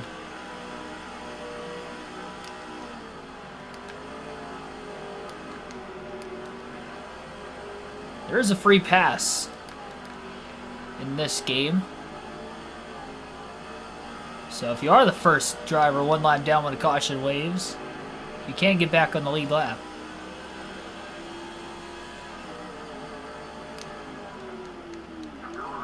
Biffle dive bombing to the inside of the 177. Couldn't make the pass though. Got held up behind him. Lonnie McKinney in the 177 car this season.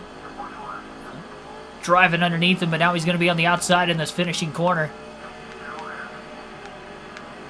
Oh, contact! And Biffle got squeezed into the wall.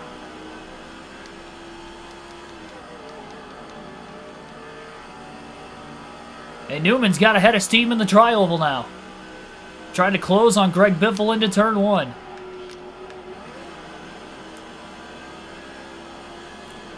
Biffle has struggled in lap traffic today. If there's one thing he has not done well, it is getting past these lap cars in a clean, efficient manner.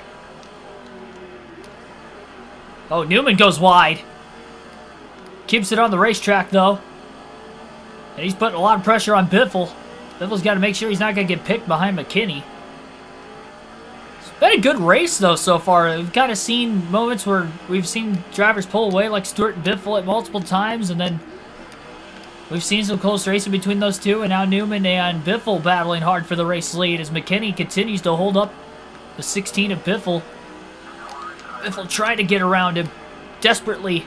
Here comes Newman. Oh, 3 wide. That's not going to work.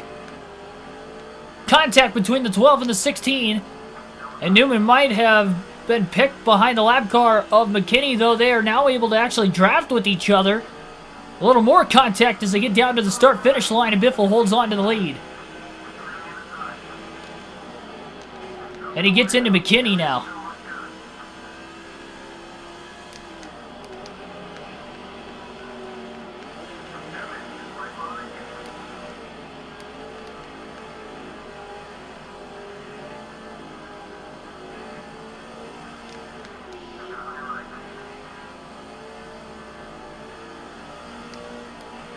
You know, Ryan Newman is battling for the lead right now, but Lonnie McKinney is pulling off his best Ryan Newman impression and being a kidney stone of a lap car to try and pass.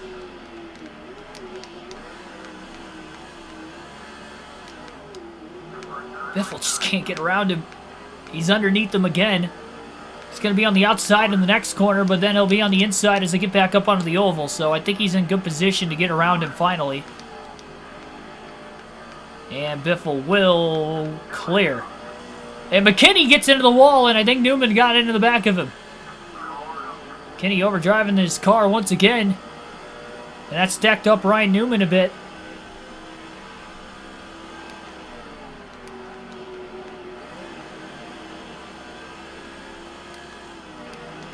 I was gonna say, I figured you meant not watching. I was sorry for watching your videos. I don't know why you're sorry for watching my videos. I didn't think they were that bad, but I appreciate it though. Oh, Terry Labonte, slow car in the way, 3 wide as Biffle and Robbie Gordon try to split around him.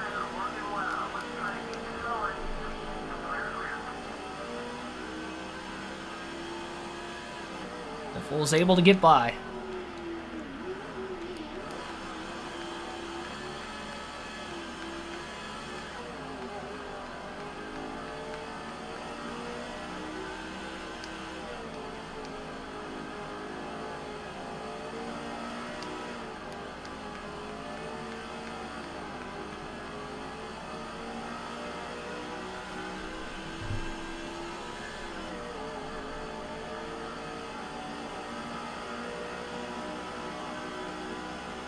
They get snowed in on Thursday, depending on the conditions. Yeah, I know I'm gonna get snowed in one of the days. The only thing is one of the days I have to actually work at my full-time job, and then one of them I don't have to, and it's just a matter of, you know, what time is it gonna roll in on Wednesday when I have to work. I'm praying that it rolls in early enough that I don't have to go in, but I mean, the roads are clear, you know, and the snow doesn't get there till early afternoon or late morning. Obviously, I'm going to have to be into work, and I'm going to be in there already. They may start sending people home early if we're not busy, which we're in our slowest part of the season, so we may not be busy. I don't know. Well, I'll just kind of see how that goes. I'm really hoping I don't have to drive that stuff on the way home. I'm supposed to get 5 to 8 inches on both Wednesday and Thursday.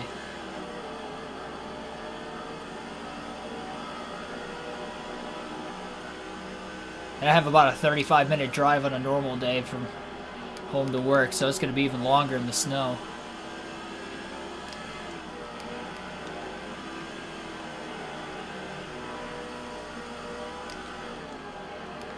The traffic's usually not that bad on my way home from work, so I guess 35 minutes of driving the speed limit.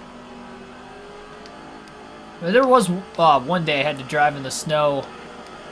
Well, it wasn't from this job, it was from another job. But I worked like 45 to 50 minutes away, and it took me about an hour and 45 minutes to get home. So everybody was going like 45 miles an hour on the highway.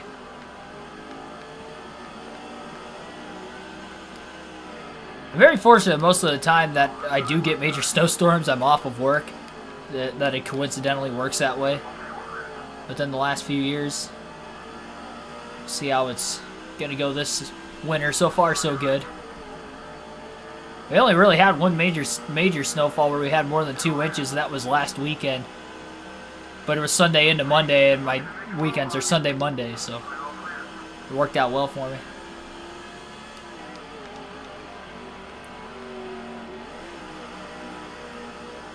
Biffle got around the lap car of Scott Riggs. He's pulled away from Newman once he finally got around McKinney in the 177.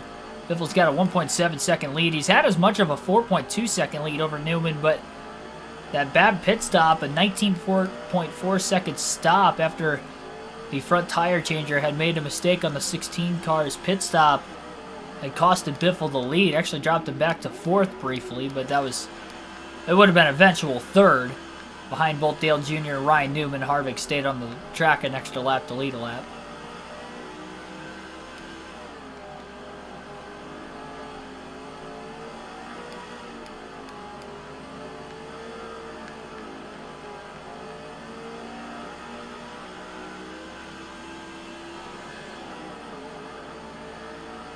Seven hours a day, but you work. Yeah, I only work 4 days a week, but I work 10-hour shifts. Not counting any weeks I put in overtime, which is always optional there. It's never mandatory, which is nice. I have worked overtime a couple times there, but they've both been during the off season, but they're not very busy, so there's not much work to do during NASCAR season. Watching the races, whether at the track in person or, you know, with you guys, or something, doing the live commentary, because I got this channel and I'm staying on top of it with NASCAR.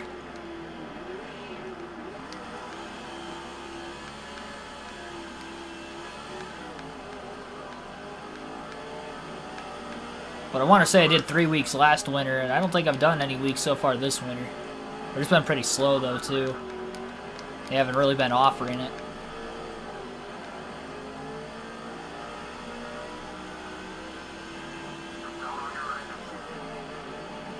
3 lap cars right in front of Biffle. Biffle got a little light in the tri-oval. He's 2 seconds ahead of Newman.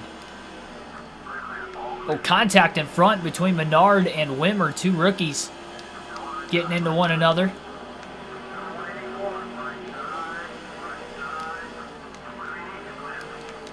Biffle up off the curb.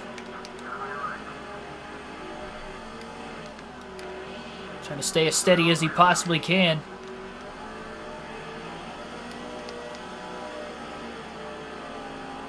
Still working on both Wimmer and Menard.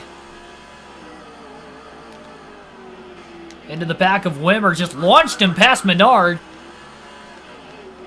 And pinballed into Menard himself.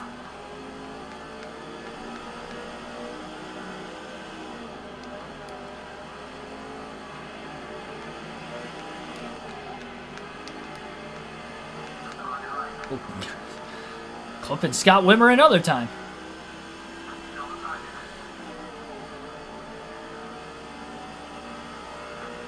Squeezing him, and he'll be clear in the tri-oval at the start-finish line. With a block, gives him the clearance to run whatever line he wanted to down into turn 1.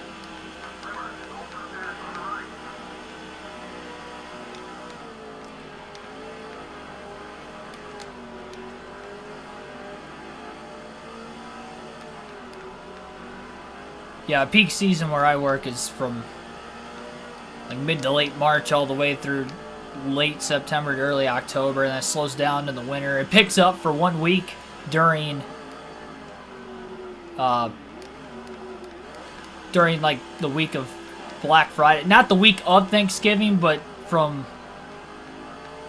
Black Friday, that weekend after Thanksgiving, to through the following week. And then it slows back down again, and then after the new year, we had a 1 week where we got slammed. About a week and a half, and then that was it. Stores just trying to catch up with their orders after the holidays. I'm trying to prep for the spring, but yeah, until I'm probably going to be pretty slow there for another month and a half to 2 months yet. Which is easy for me to get off for races, so it's actually maybe a little bit better I'm going in the spring this year, because when I was going in the summer last year, I was missing... I mean, granted, I know, like, overtime's optional there, but... So they're not going to make me work overtime. But I was, you know, gone. You know, they could probably use the extra hands when... in the summertime, but...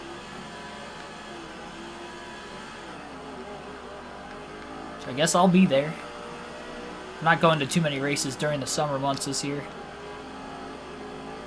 All in the spring and fall for the most part.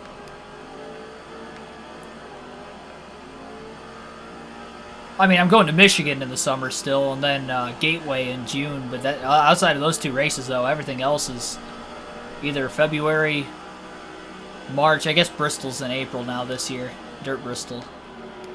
But yeah, February, March, April, and then end of the season in September, October. November, I guess, Phoenix. Not going to any races in July. NASCAR-wise, I might hit a local dirt track, but I get off of work early enough that I can go there on a Saturday night. No problem. And I will be vlogging those this year, so I do plan on going to a couple of them. Get some pit passes, maybe get some interviews potentially.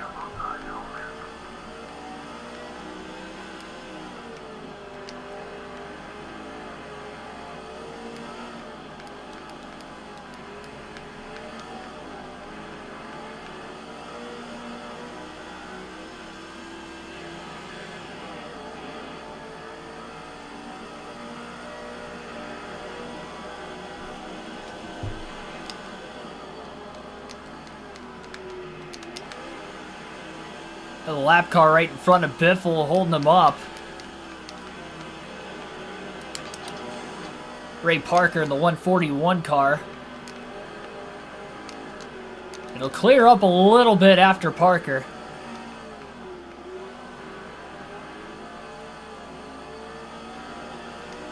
I think they're closing in on Terry Labonte again. Biffle's going to try to drive it in deep. Well, he thought about it, but Parker took his line away before they even got into the corner. Biffle trying a much wider arc. Now he puts the bumper to Parker. Knocks him out of the way. And knocks him right in line behind Labonte, so using Labonte as a pit car to get by Parker as well as the bump and run. A double whammy on Parker.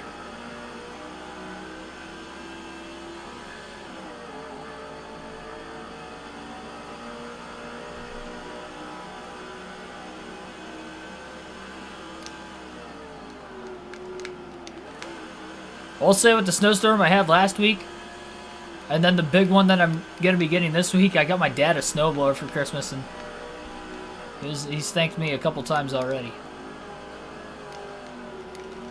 I always suck shoveling out the driveway at our house. It's just kind of ridiculous because it's so wide. It's wide enough to fit 3 cars.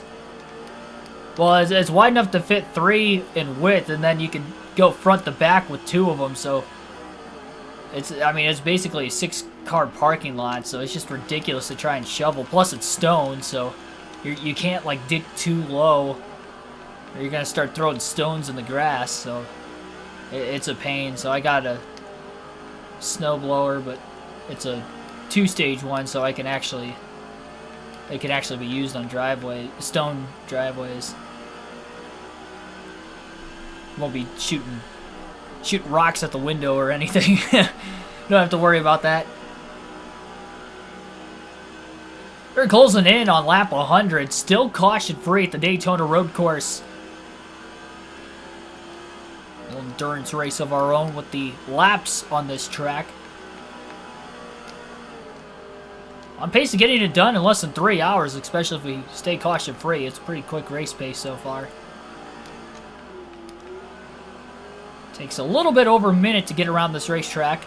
Fastest lap for Biffle today is a 1 minute 8 second 007 second lap. His lap times have fallen off a little bit, obviously this far into the run, even halfway through the run. His last lap was a 108.841. Little over 0.8 of a second off. And you just saw we're exactly halfway through the run. So he hit halfway on field that time by. The tire wear has been virtually non-existent today. As far as on the indicator on the upper right-hand corner of the screen, I haven't really seen it flash in the yellow hardly at all. I mean, you definitely lose grip over the long run still, but not as much as maybe other road courses. Just want a little bit more tame. I feel like if we were actually on the oval a little bit more, and maybe actually wear the tires out a bit more, considering how bumpy the oval surface is at Daytona, or was, I should say, back in 2004. A lot less grip than what it has now.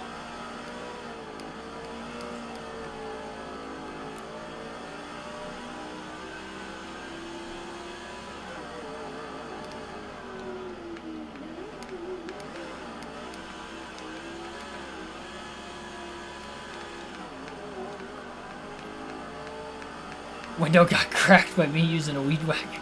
Oh, jeez. Well, that sucks. It sucks when you make stupid mistakes on your own because you literally can't blame it on anything but yourself.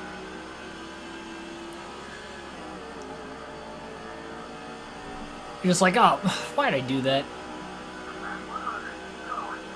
I probably have those moments like once a day or once every other day. Maybe not to that extent all the time where I'm, you know, having money coming out of my wallet at a hefty price every day or every other day. It's not usually to that extent, but like maybe one day I'll stub my toe, another day I'll like forget something that I was supposed to say to someone or whatever. Like, there's always something. NASCAR 21 Edition crashes on me. Those are usually my good days. Usually the day's flown by pretty good, and then I get to the stream, and then, you know, NASCAR 21 Ignition decides to delete my career mode like it did a couple days ago, or something like that. It's like, come on, man. It's like, can I ever catch a break?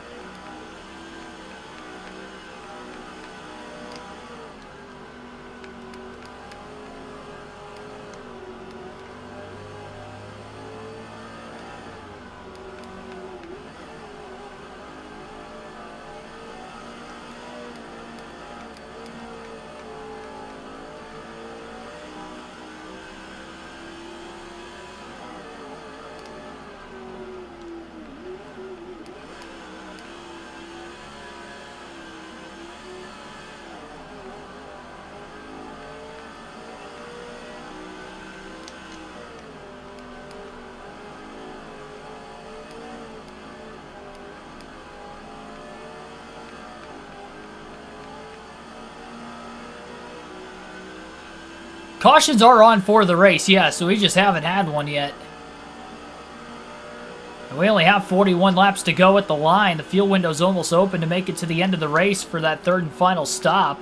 So we'll probably be seeing some drivers short pit here in a few laps. So far, no yellows.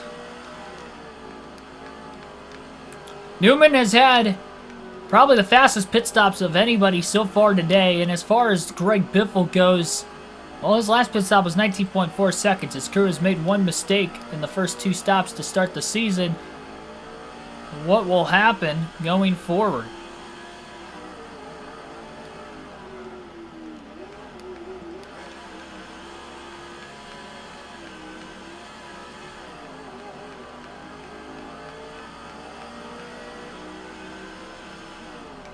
I don't know what the biggest mistake I've ever made in my life. Like, I'm trying to think of what would be, like, the biggest.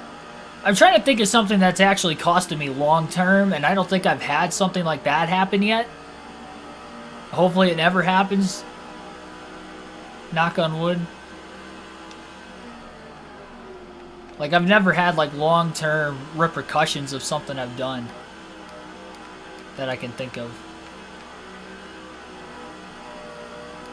as a result of me making a bad decision, like, in the short term or anything like that. So I haven't had anything, like, extreme, or something like that could have happened. It was out of my control. So it wasn't really my fault. I didn't put myself in that dilemma. Like my rental car getting in a fender bender at Charlotte last year. I was there for the Coke 600. That was the guy in the drive-thru's fault. I was in my parking spot with the car off, and he backed into my car while I was still in. Like, you gotta be kidding me. I'm like, this is a rental. It's not even my car. Luckily, I had the insurance on it, or paid for that extra insurance, so that way the rental company had to cover for it, but I still needed to swap rental cars out, so I had to get that one towed. I had to Uber to the airport because it was on Memorial Day weekend, so all the local enterprises in Charlotte were closed, so it was just this whole ordeal that costed me to not be able to go to the Hall of Fame that weekend. And then luckily I was able to at least still get to the race, but it kind of sucked I didn't get to go to the Hall of Fame when I was in Charlotte last year. That was supposed to be one of the days I was there.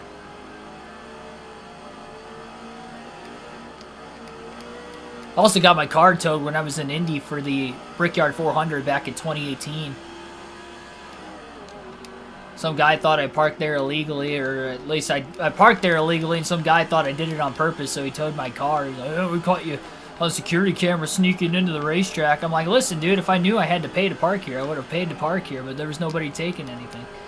I didn't say it like that. I was being calm with the guy, but the guy was chewing me out because he was like, there were people in yellow vests taking money through here. There was nobody taking money. I will tell you that right now. There was nobody taking money.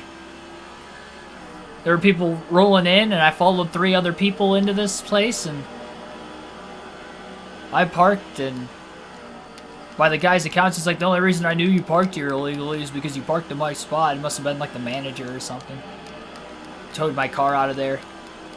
Ridiculous. So I had to walk like 45 minutes to go to the towing place. And not to mention it was raining because it was on the Sunday and the race got rained out to a Monday. So I was walking back out to my car and it was already pouring down rain and we had to walk 45 minutes. Me and a buddy of mine had to walk 45 minutes in the pouring rain to go get my car back.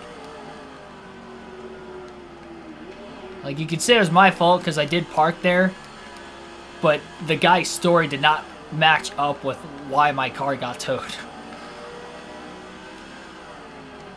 Like, I had no clue. Obviously, like, every track I've been to, except for Dover and Nashville, has been free parking. Like, there's free parking at NASCAR races. So, yeah, a couple tracks I'd been to up to that point before that, free parking. So I all of a sudden assumed, okay, this is where the free parking is. There are people pulling in. There was nobody cycling anybody in or whatever.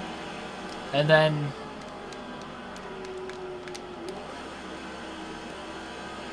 and it was right next to the speedway, too. The main entrance was, like, right there. And it was on gravel. So I thought I was on the speedway's parking lot. I didn't know I was on that guy's property. And then he tried to explain. He's like, yeah, this happens, like, every year. I'm like, well, shouldn't you put, like, a sign up or something if this happens, like, every year? I just happened to be the guy that it happened to that year. It's got to be some sort of a cash grab that he gets from the towing place or whatever, obviously. Because otherwise, if it does happen every year, you would probably think he would put something up that do not park here, or violation for parking here, or you have to pay to park here, or something. Like, he'd have to get some sort of incentive out of it. You know, maybe it's from the speedway. I really don't know. Like, he has to get some sort of incentive out of it for that thing happening every year to at least somebody. And it just happened to be me that year. By his accounts. None of our fault.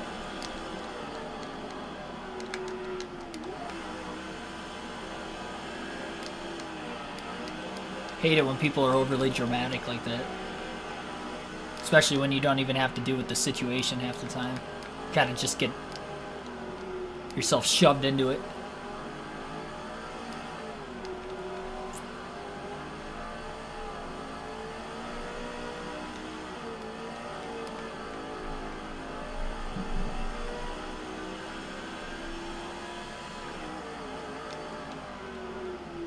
Oh, geez, your guest house is burning?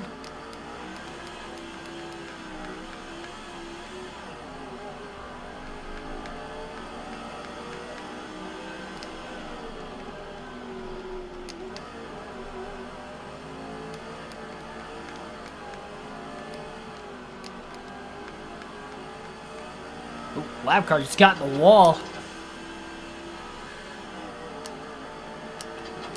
Kyle McCoy, who brushed the wall off that finishing corner.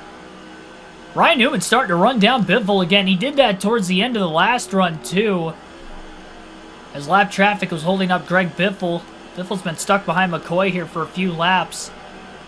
And there's currently no more lap cars between the top two. Biffle's got about a 1.1 second lead. It was just over 2 seconds. Big bounce off the curb for Biffle.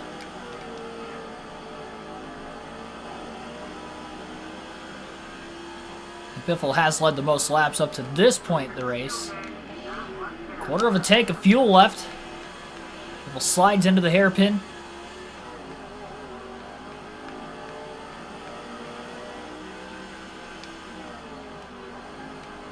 "34 laps to go at the Daytona road course this time by.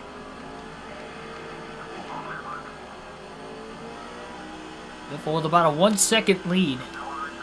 He's underneath Kyle McCoy again. Trying to side draft him and pull him back a bit into the tri-oval.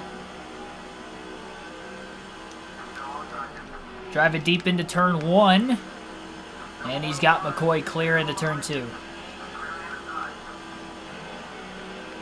Well, that puts another lap car between the top 2 again. On top of the 1.1 second difference.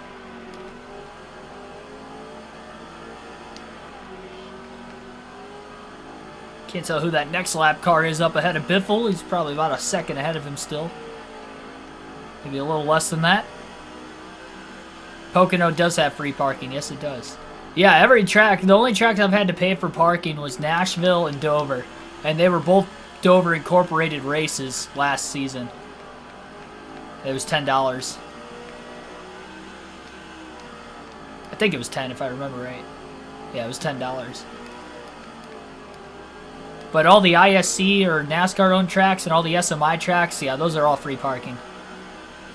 At least the ones I've been to, so I'd imagine the rest of them, like Texas, that I haven't been to, New Hampshire, are probably the same way. Daytona. It's probably... There's at least one area that is designated to free parking. And there actually is free parking at Indianapolis, too. It's in the short chute of turns 3 and 4 on the oval. But I was over in turn 1. So I wasn't actually in the free parking area. But I didn't know that being there the first time. But I knew that this time. I was like, alright, I'm going to drive around. I got here early. Where's the free parking at? And I drove around and I found it. And there were signs that were pointing me in the right direction too. Once I was getting close.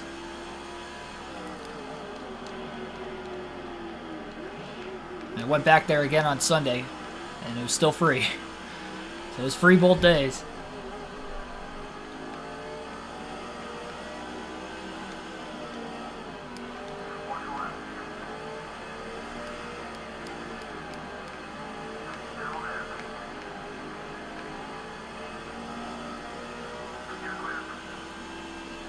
It's a big-time block by the 176 car.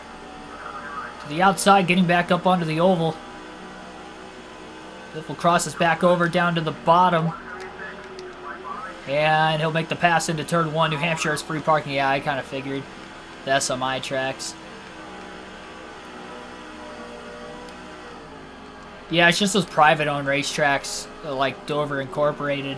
But they got bought out by SMI, though, so those tracks are probably free parking going forward. They were just not free when Dover owned them or was running the races. So now that SMI bought out Dover Incorporated, I kind of forgot about that. So now Nashville Super Speedway and Dover are probably free parking too going forward.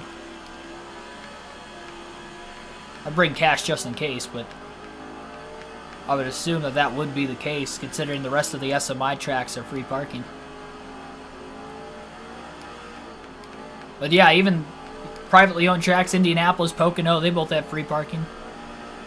Or is Pocono an ISC track? Is Pocono, well, I keep saying ISC, NASCAR bought out ISC, but anyway, NASCAR owned track. I don't think Pocono is. I think it's their own.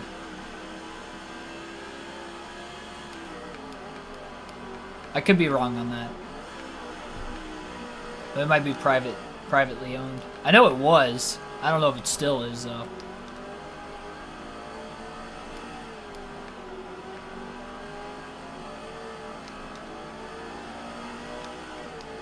Biffle closing in on Terry Labonte. Not sure how many laps down Labonte has gone in this one. It does seem as if we have 2 cars out of the race that have blown engines in this one. Biffle catches Labonte in the hairpin, blows right around him on the inside as Labonte gave him plenty of room. Biffle's back out to a 2-second lead again. So yeah, he was getting stuck behind a couple lap cars, and that's why Newman started to eat into that lead, got it down to 0.8 of a second again, but as soon as Biffle catches clean air, he pulls right back away from Newman. 30 laps to go at the start-finish line, this time by Greg Biffle, trying to win the season opener in both the Busch Series and the Cup Series custom schedule season. Remember, we won at Daytona on the oval with Biffle. Potential Daytona sweep if we can win the 500 in a couple races.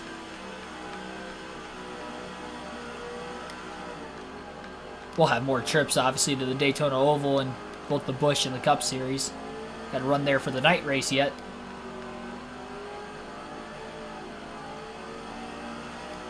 250 miler for the Busch Series and then the 400 miler for the Cup Series.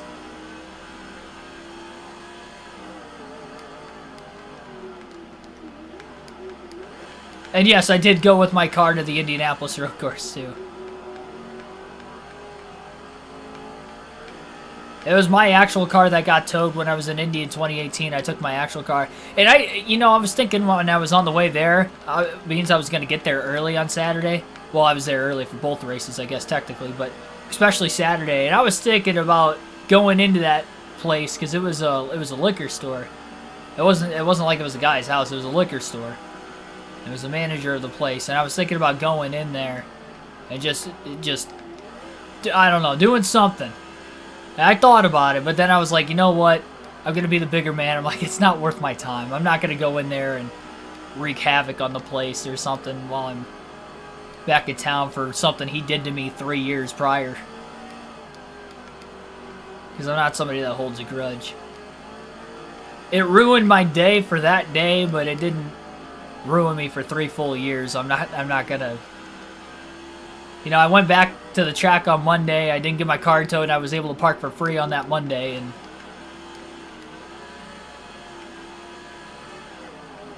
got to see 2 good races. Because it was an Xfinity and a Cup doubleheader. Because the Xfinity race also got rained out on Saturday. I wasn't originally going to do it, but because they run on the same day, I'm like, oh, why not? Blaney actually ran in both races, too, so that was pretty cool. I think Chase Elliott was also in both races.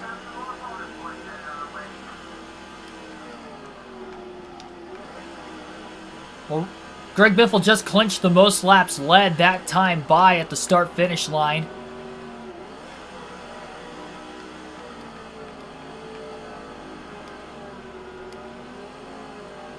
So Biffle has led the most laps today, and he'll be looking for a max points day to start the season.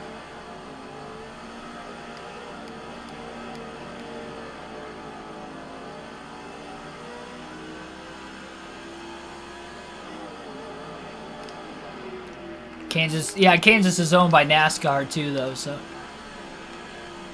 I'd have to imagine all those tracks are going to be free parking. I'm just trying to think if there's any other privately owned racetracks. I think Road America is NASCAR owned as well, because that was free parking. COTA was ran at least by SMI for last season's race. I think they're running it again this year. I'm not entirely sure, but if they are, that's probably free parking. I'm not sure about Gateway. Is Gateway owned by NASCAR? I know Iowa's owned by NASCAR. I haven't been to Iowa. Granted, they haven't had a cup race out there. If they do, I will be there someday, but if not, well, as of right now, they're not running anything right now. I don't even think IndyCar goes there anymore, do they? Are they going there this year? Had a very clean race. Yes, I have. So far. Not over yet. Biffle drives it in deep, down to the inside of teammate Jeff Burton. Biffle will pit, not this time by, but he'll pit the following time by. And he didn't have as big of a lead on Ryan Newman coming into this final stop of the day compared to the last stop. He had about a 4.3, 4.2 second lead the last time. It's showing 4.4 now, but I think Newman already pit that last lap. So lap 117, Biffle will pit this time by, and we'll have 25 laps to go when he makes his way out of the pit lane. So we continue to stay caution-free at the Daytona road course. IndyCar is going to Iowa? Okay. Well, at least they're running something there. It's a good racetrack.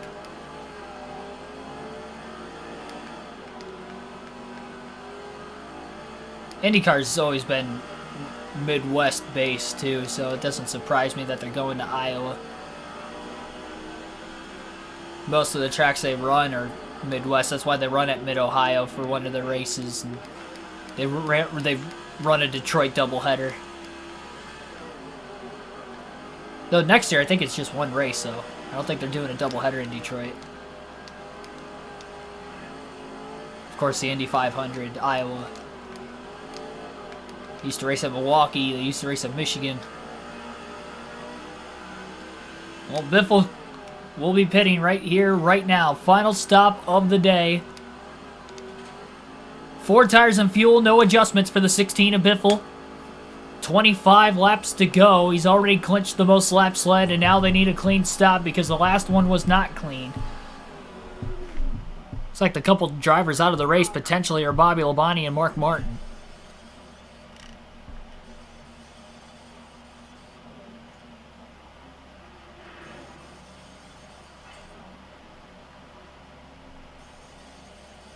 Clean stop that time around for Biffle's crew.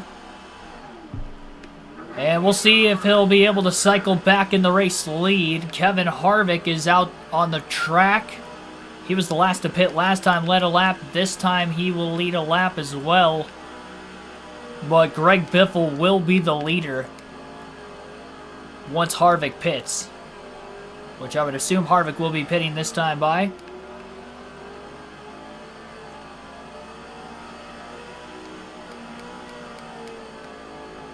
Yeah, well, they won't be racing at Belle Isle, but they'll be racing more towards downtown Detroit, though.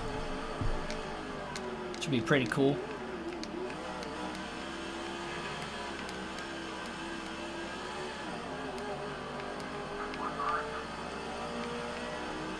I was going to go to Belle Isle this year. Oh, man.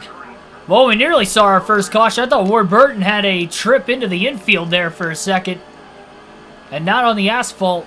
Thought he was going to go through that sand pit. Biffle got into that left rear corner panel and nearly turned him. And Harvick, by the way, stayed out another lap. Maybe trying to catch a caution at this point. It would trap a decent amount of cars a lap down. Decent more amount a lap down.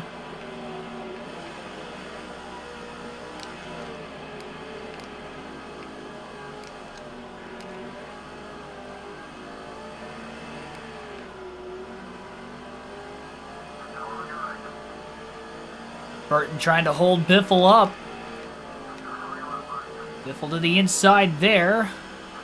Work his way around Ward Burton now. Not sure how far ahead of Newman he is yet. We'll find out when he gets back to the lead. This time by as Harvick finally pits at lap 119, coming to lap 120. But everybody is plenty good on fuel and tires to the end of the race after that third stop.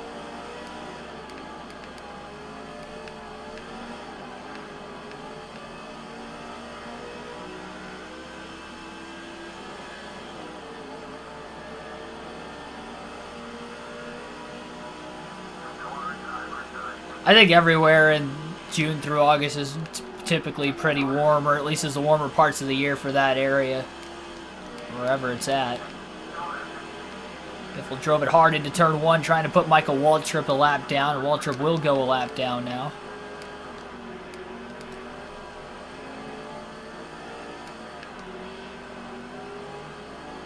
Two more lap cars in front of Biffle, and then a decent amount of clean air in front of these guys. Biffle to the inside. Trying to side draft Greg quick. Started on the top. Didn't really work out for him there.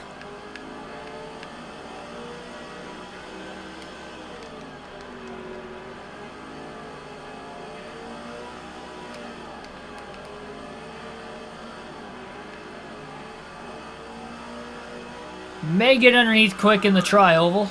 It looks like he is. Quick's got a little bit of drafting help, though. Biffle trying to side draft Quick into turn 1.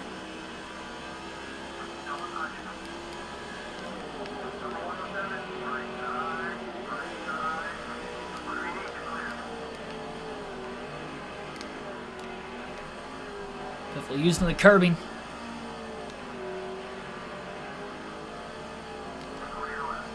Ooh, off the curb again, a little contact with the 149. Couple times to the right rear corner panel, the 149 car. Sorry, that's the 199. It might be Mike Murphy. 199 car. It's either the 149 or the 199. It's hard to tell from the back bumper. I think it is the 199. Biffle cannot get around him. He's got about a 3.1 second lead. That's the second time he's made contact with Murphy this lap. And back up onto the oval. Biffle to the inside. 21 laps to go at the line, and once he could clear Murphy, it may be smooth sailing after that, at least for the meantime.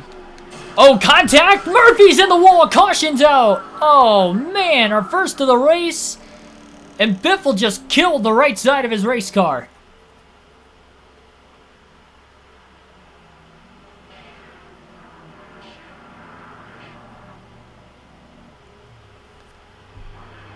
Such a clean race all the way through, and now we have drama late. That's unbelievable. Biffle's going to have to stay out. But he pancaked that turn 1 wall, the outside. He did not have him cleared when he tried to move up, and that was all on Biffle. As we head to the restart, green flag back in the air, lap 126, 17 laps to go. Lap cars to the inside of the lead lap cars as they roar into turn 1 again. Contact! Biffle gonna go a bit wide.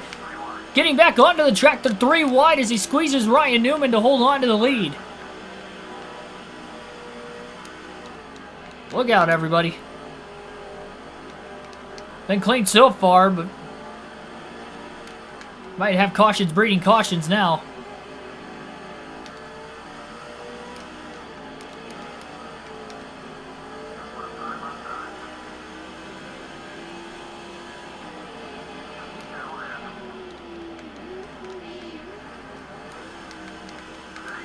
Biffle's trapped, but these guys going side by side right in front of him.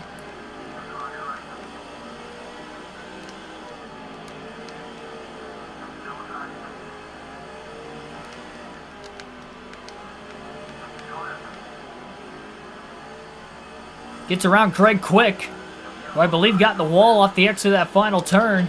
Biffle gonna draft now with Michael Waltrip in the tri-oval. 16 laps to go at the Daytona road course. Clean air for the rest of this race in front of Waltrip. They may catch Terry Labonte one more time, I guess. He's at the back of the field right now, or has lost the back of the field. And Ryan Newman is trying to put the pressure on Biffle. I don't think Biffle's car's too damaged. He's driving pretty well still after the contact with Quick, so I think Biffle's lucky he didn't really damage the car hardly at all. Nothing significant to slow it down, but he is struggling to get by Michael Waltrip right now. A little bit of contact with Waltrip in the hairpin. That's going to hold him up a bit.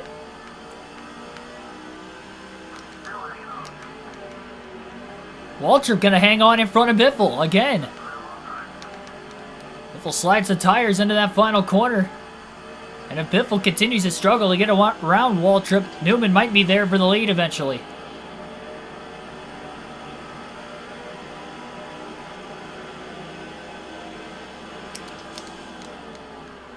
Into turn 1. Biffle couldn't make the pass. Looking to the outside in turn 2. He's got to be careful doing that. He opened up a lot of bottom. Ryan Newman is there. He gets into Biffle. Contact in the battle for the lead. Newman goes a bit wide as he tries to block Dale Jr. for second. Walter might be trying to hold Biffle and Newman up so Dale Jr. can have a shot to win. Those two are teammates at DEI. Newman and Jr. side by side into the hairpin in turn 9. Newman holds on to second again.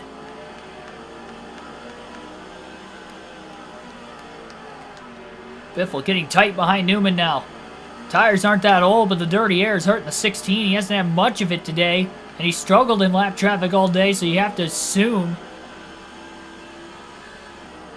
And even on the short run, that is an issue right now for Biffle. So he's down on the apron in the tri-oval, just trying to get underneath Michael Waltrip, putting the bumper to him, and he's trying to knock him out of the way. Like, alright, Mikey, you've held me up long enough. About the first 4 laps after the restart so far.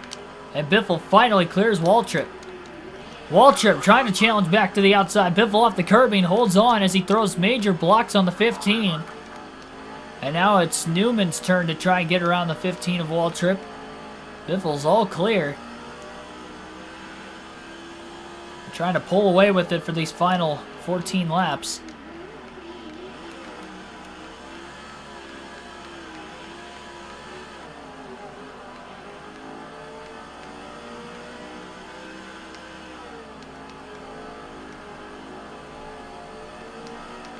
Newman hasn't gotten around Waltrip yet. We'll see if he can get past him.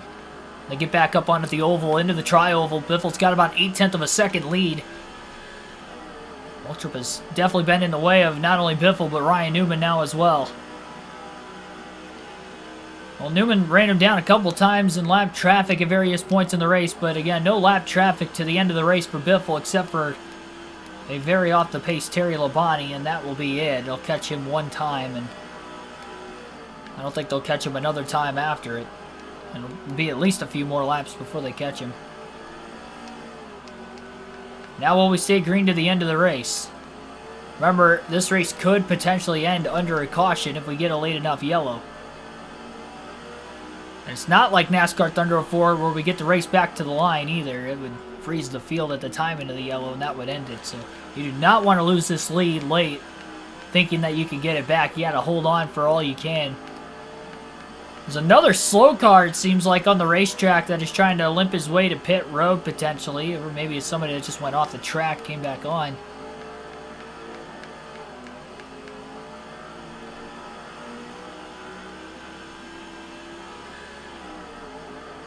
I did watch one of the Detroit races, at least the ending of it.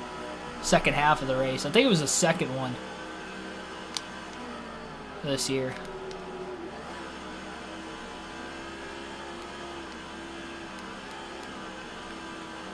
Didn't the first one kind of have a sloppy finish? Sloppy as far as the officiating went. Like Will Power got a win taken, basically a win taken away or something. Or was that the year before? It might have been the year before. I don't watch IndyCar enough to know. And by the way, whoever that was that did blow an engine is on pit road, so they are out of the way. And Ryan Newman that last lap, as well as Dale Jr., got around Michael Waltrip. So it's a 1.4 second difference between Biffle and Newman by the time Newman was able to get around Waltrip. So Biffle has bought himself a little bit of time. He's got clean air, but Newman still got a lot of pressure behind him with Dale Jr. as well. And the more they battle for second, the more Biffle will pull away. Biffle's dominated the race even after qualifying 21st. Took him a while to get to the lead. But since getting there, he has dominated, excluding that bad pit stop he had during the second stop of the day. But we've only had just the one caution so far. See if it's going to stay that way. Brady Arball, welcome to the stream.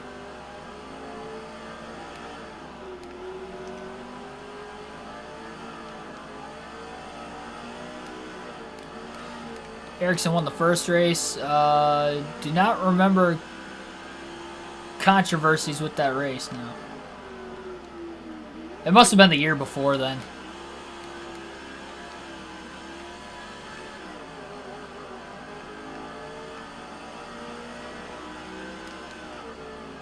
There was a race that they red flagged it to try and get a restart in. And they had like a one-lap restart or something, and Will Power ended up losing the lead because of it. Where most of the time they would just end the race under the caution, if it's going to be a lengthy cleanup like that. Usually they only throw the red flag if it's a quick cleanup, so that way they can actually get the race restarted, but it was a lengthy cleanup, and that's why Power thought he had a win taken away from him. That usually they don't even restart the race, usually just ends under a yellow.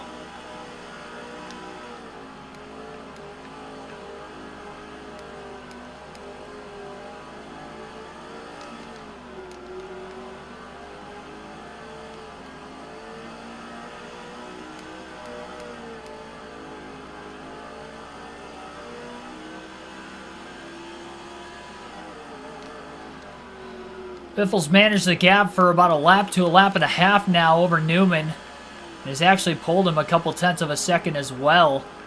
A 1.8 to a 1.9 second lead now for Biffle. So doing what he did for most of the race, just kind of managing a pretty much 1 to 4 second gap, or 1 to a 4.5 second gap on second.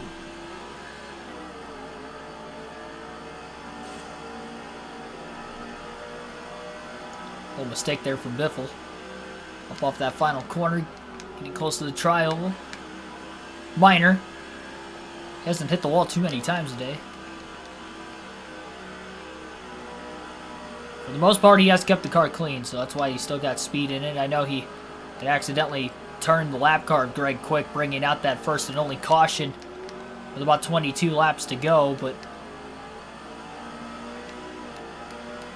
Sorry, more like 19 laps to go, but at least he didn't have much damage out of it. Quick obviously got the worst of it. Probably going to end up catching Terry Labonte next lap. They're not going to catch him again around this long road course. I wonder... you would think Biffle's going to get around him pretty quickly, considering he has pretty much all day. He's had no problem getting around the slow Labonte machine that Terry's done a great job staying out of the way while still staying on the racetrack, outlasting these drivers who have DNF'd here in the second half of tonight's race.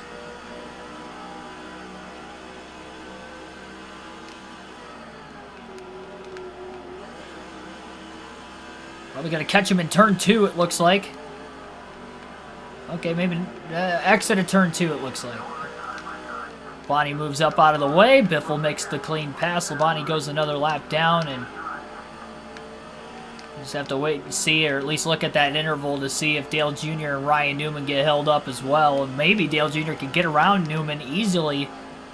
And who knows, maybe Jr.'s fast enough to run Biffle down. He hasn't been in the top 2 yet today.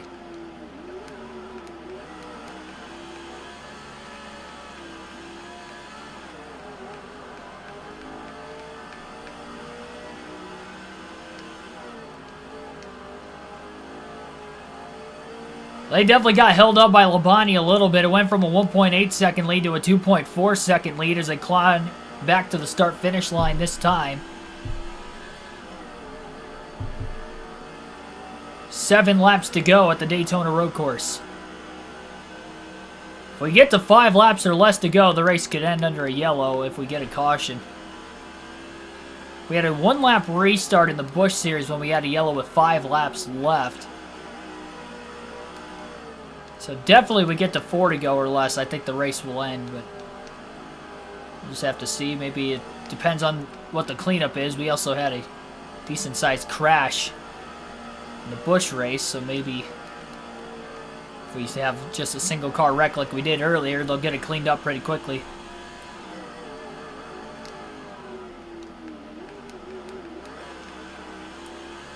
$22 likes on the stream right now. Again, like, share, and subscribe if you have not already for more daily NASCAR content as we approach the end of this race. Greg Biffle looking to win the season opener. Next race of this custom schedule season at the Dodge Raceway. Next race on NASCAR 05 will be tomorrow night for the next live stream. Our coverage will begin. Sounds like we got some drivers coming into pit this time. I'm not sure why. One driver in the pit lane. Must be an unscheduled stop of some sort. It might be Terry Labonte. Who knows? So unaware of who it was that pit. We'll have to check the running order at the end of the race. See who DNF, but crew chief said it was one of the leaders. Biffle's crew chief at least, and if that is the case, that's going to be a bummer for whoever that was. This late in the race to have an issue. But he made it into the pits nonetheless, and we stay green.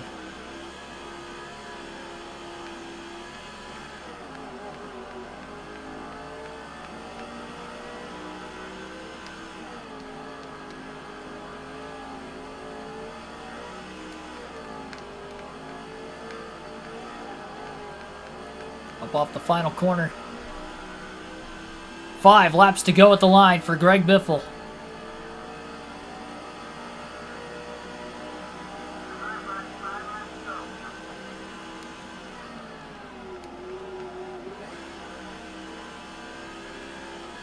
First career win on a road course for Greg Biffle.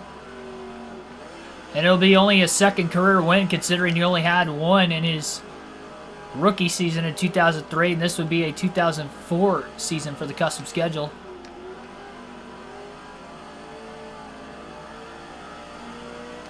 His first at Daytona on the oval for the Pepsi 400. His second at Daytona, but this time on the road course. Now he's just got to get the 500. And he'll have a chance here in about a week or less.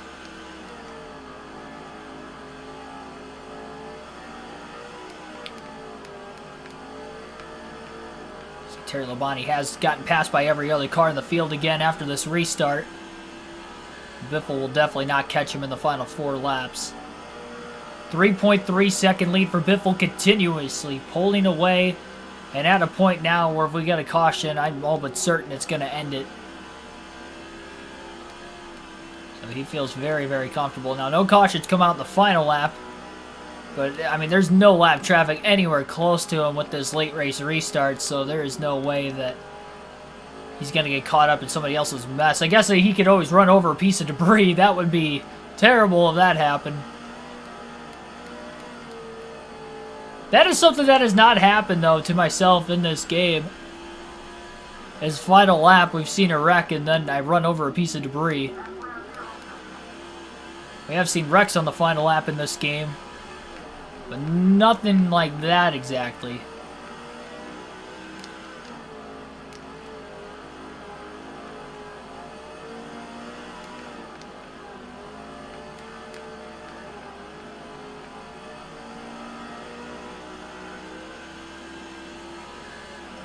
A couple tenths of a second slower that last lap. 3 to go. I mean, it's going to have to be a much quicker pace, though. They're going to have to gain about a second a lap to get to Biffle now. So I guess it's okay to back it up a couple tenths. He's just playing it safe here. No need to push the car overly hard. I know he has been pushing, or at least just racing. I mean, just flat out racing all day, and he hasn't really made many mistakes. Just really one somewhat major mistake in which he turned Greg quick with 19 to go. Just a lack of concentration there for that one moment. But outside of that, it has been smooth sailing. That's still the only yellow all day long. So we went well over 100 laps green to start this one of the 142.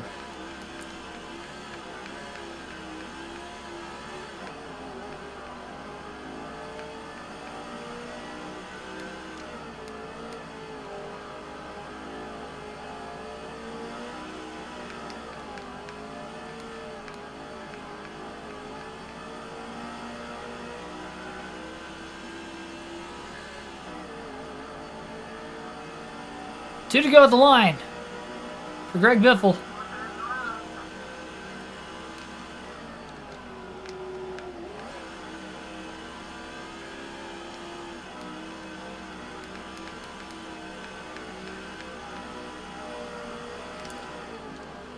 No playoff format, season-long points format, but this win is still big, especially knowing it is going to be a max points day to start the season. Greg Biffle will be the points leader.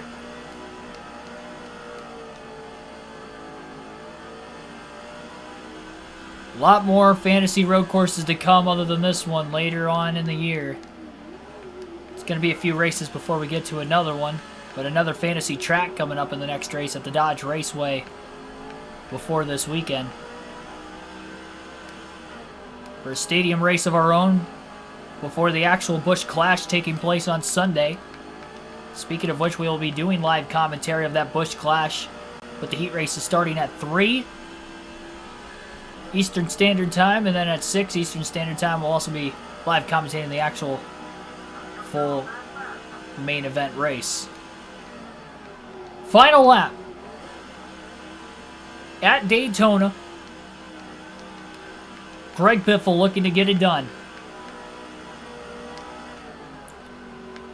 Curious as to how many laps exactly he has led. Smooth start to the season. Pulled ahead to about a 3.1 to 3.2 second lead there, and just managed that gap for about the final 5 to 7 laps. Nobody's really gained on him or fallen further away. Just a couple more corners to go.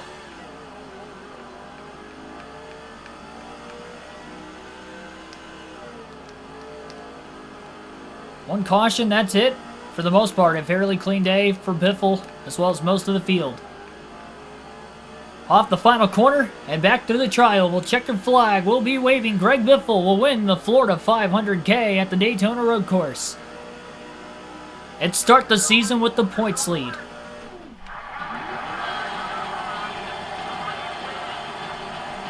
Big time win for Greg Biffle. And he will definitely be taking this one.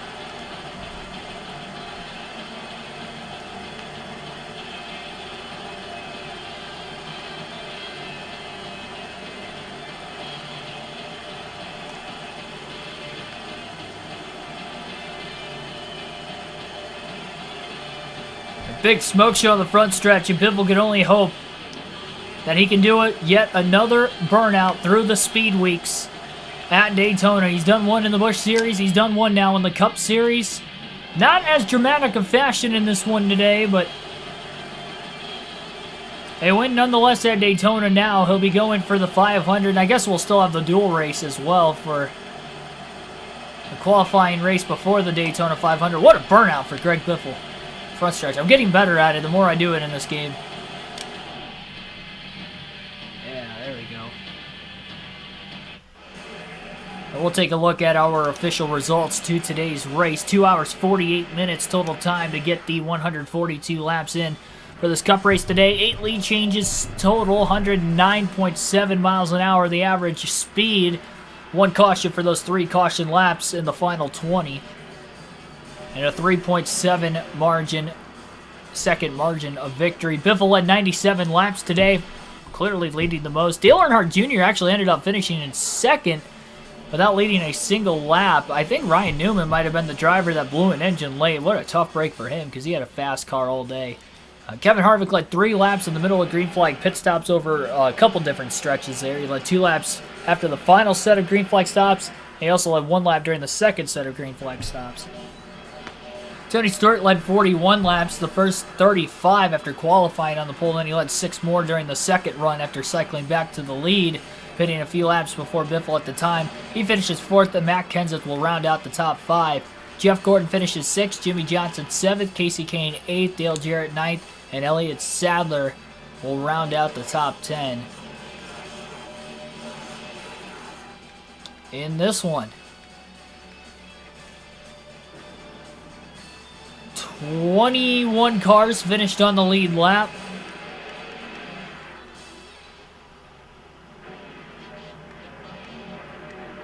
And we had quite a few DNFs. Mark Martin DNF'd with an engine failure. Casey Mears DNF'd with an engine failure. Terry Labonte had engine issues. He was down to cylinder most of the end of the race, finished 104 laps down, but he did come back out on the track to pass Casey Mears and Mark Martin for points. Again, first race of the year. So definitely trying to get all the points you can here early in the season to try to set yourself up in a good spot. So he's trying to make the most out of really anything he could. Doug Ferguson also DNF'd, and then Ryan Newman, I guess, was the driver that had blown an engine late in the race. What a tough break for Newman. He did lead 1 lap today, and it was actually off the second set of green flag pit stops. He cycled back into the lead there after Biffle had given up 4.3 second lead due to that bad pit stop. The front tire changer had a little bit of issues trying to get the right front tire on. And Ryan Newman, man, just a tough break. He was in the top 3 all day long. So to finish 39th to start the season with a lap led, that's just a bummer. Brendan Gaughan also blew an engine late, so 2 of the Penske drivers ended up blowing an engine in this one. That would make for 5 DNFs in our season opener today, despite only 1 caution. Let me take a picture of this real quick. I got to get up and get my phone. I'm going to be trying to keep track of other drivers' stats for the Cup Series season at least.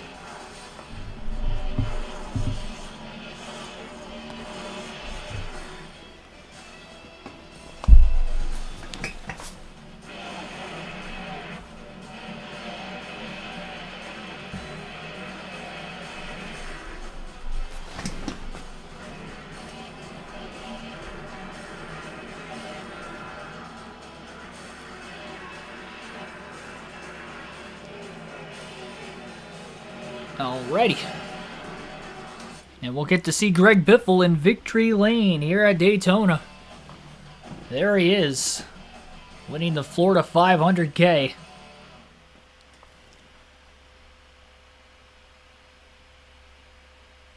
You were in the bathroom. Oh, we pretty much drove away on that restart, so didn't really miss much there at the end. The Dodge Dealers 400 at the Dodge Raceway Stadium short track. We will be racing around a football field, just like the NASCAR Cup Series will actually be racing around a football field at the LA Coliseum for the Busch Light Clash this weekend. I believe that race will take place, let me check just to make sure, but I believe it's on Thursday.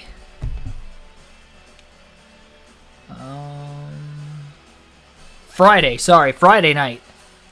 We'll be running this 400 lap race, so that'll be when I get off of work.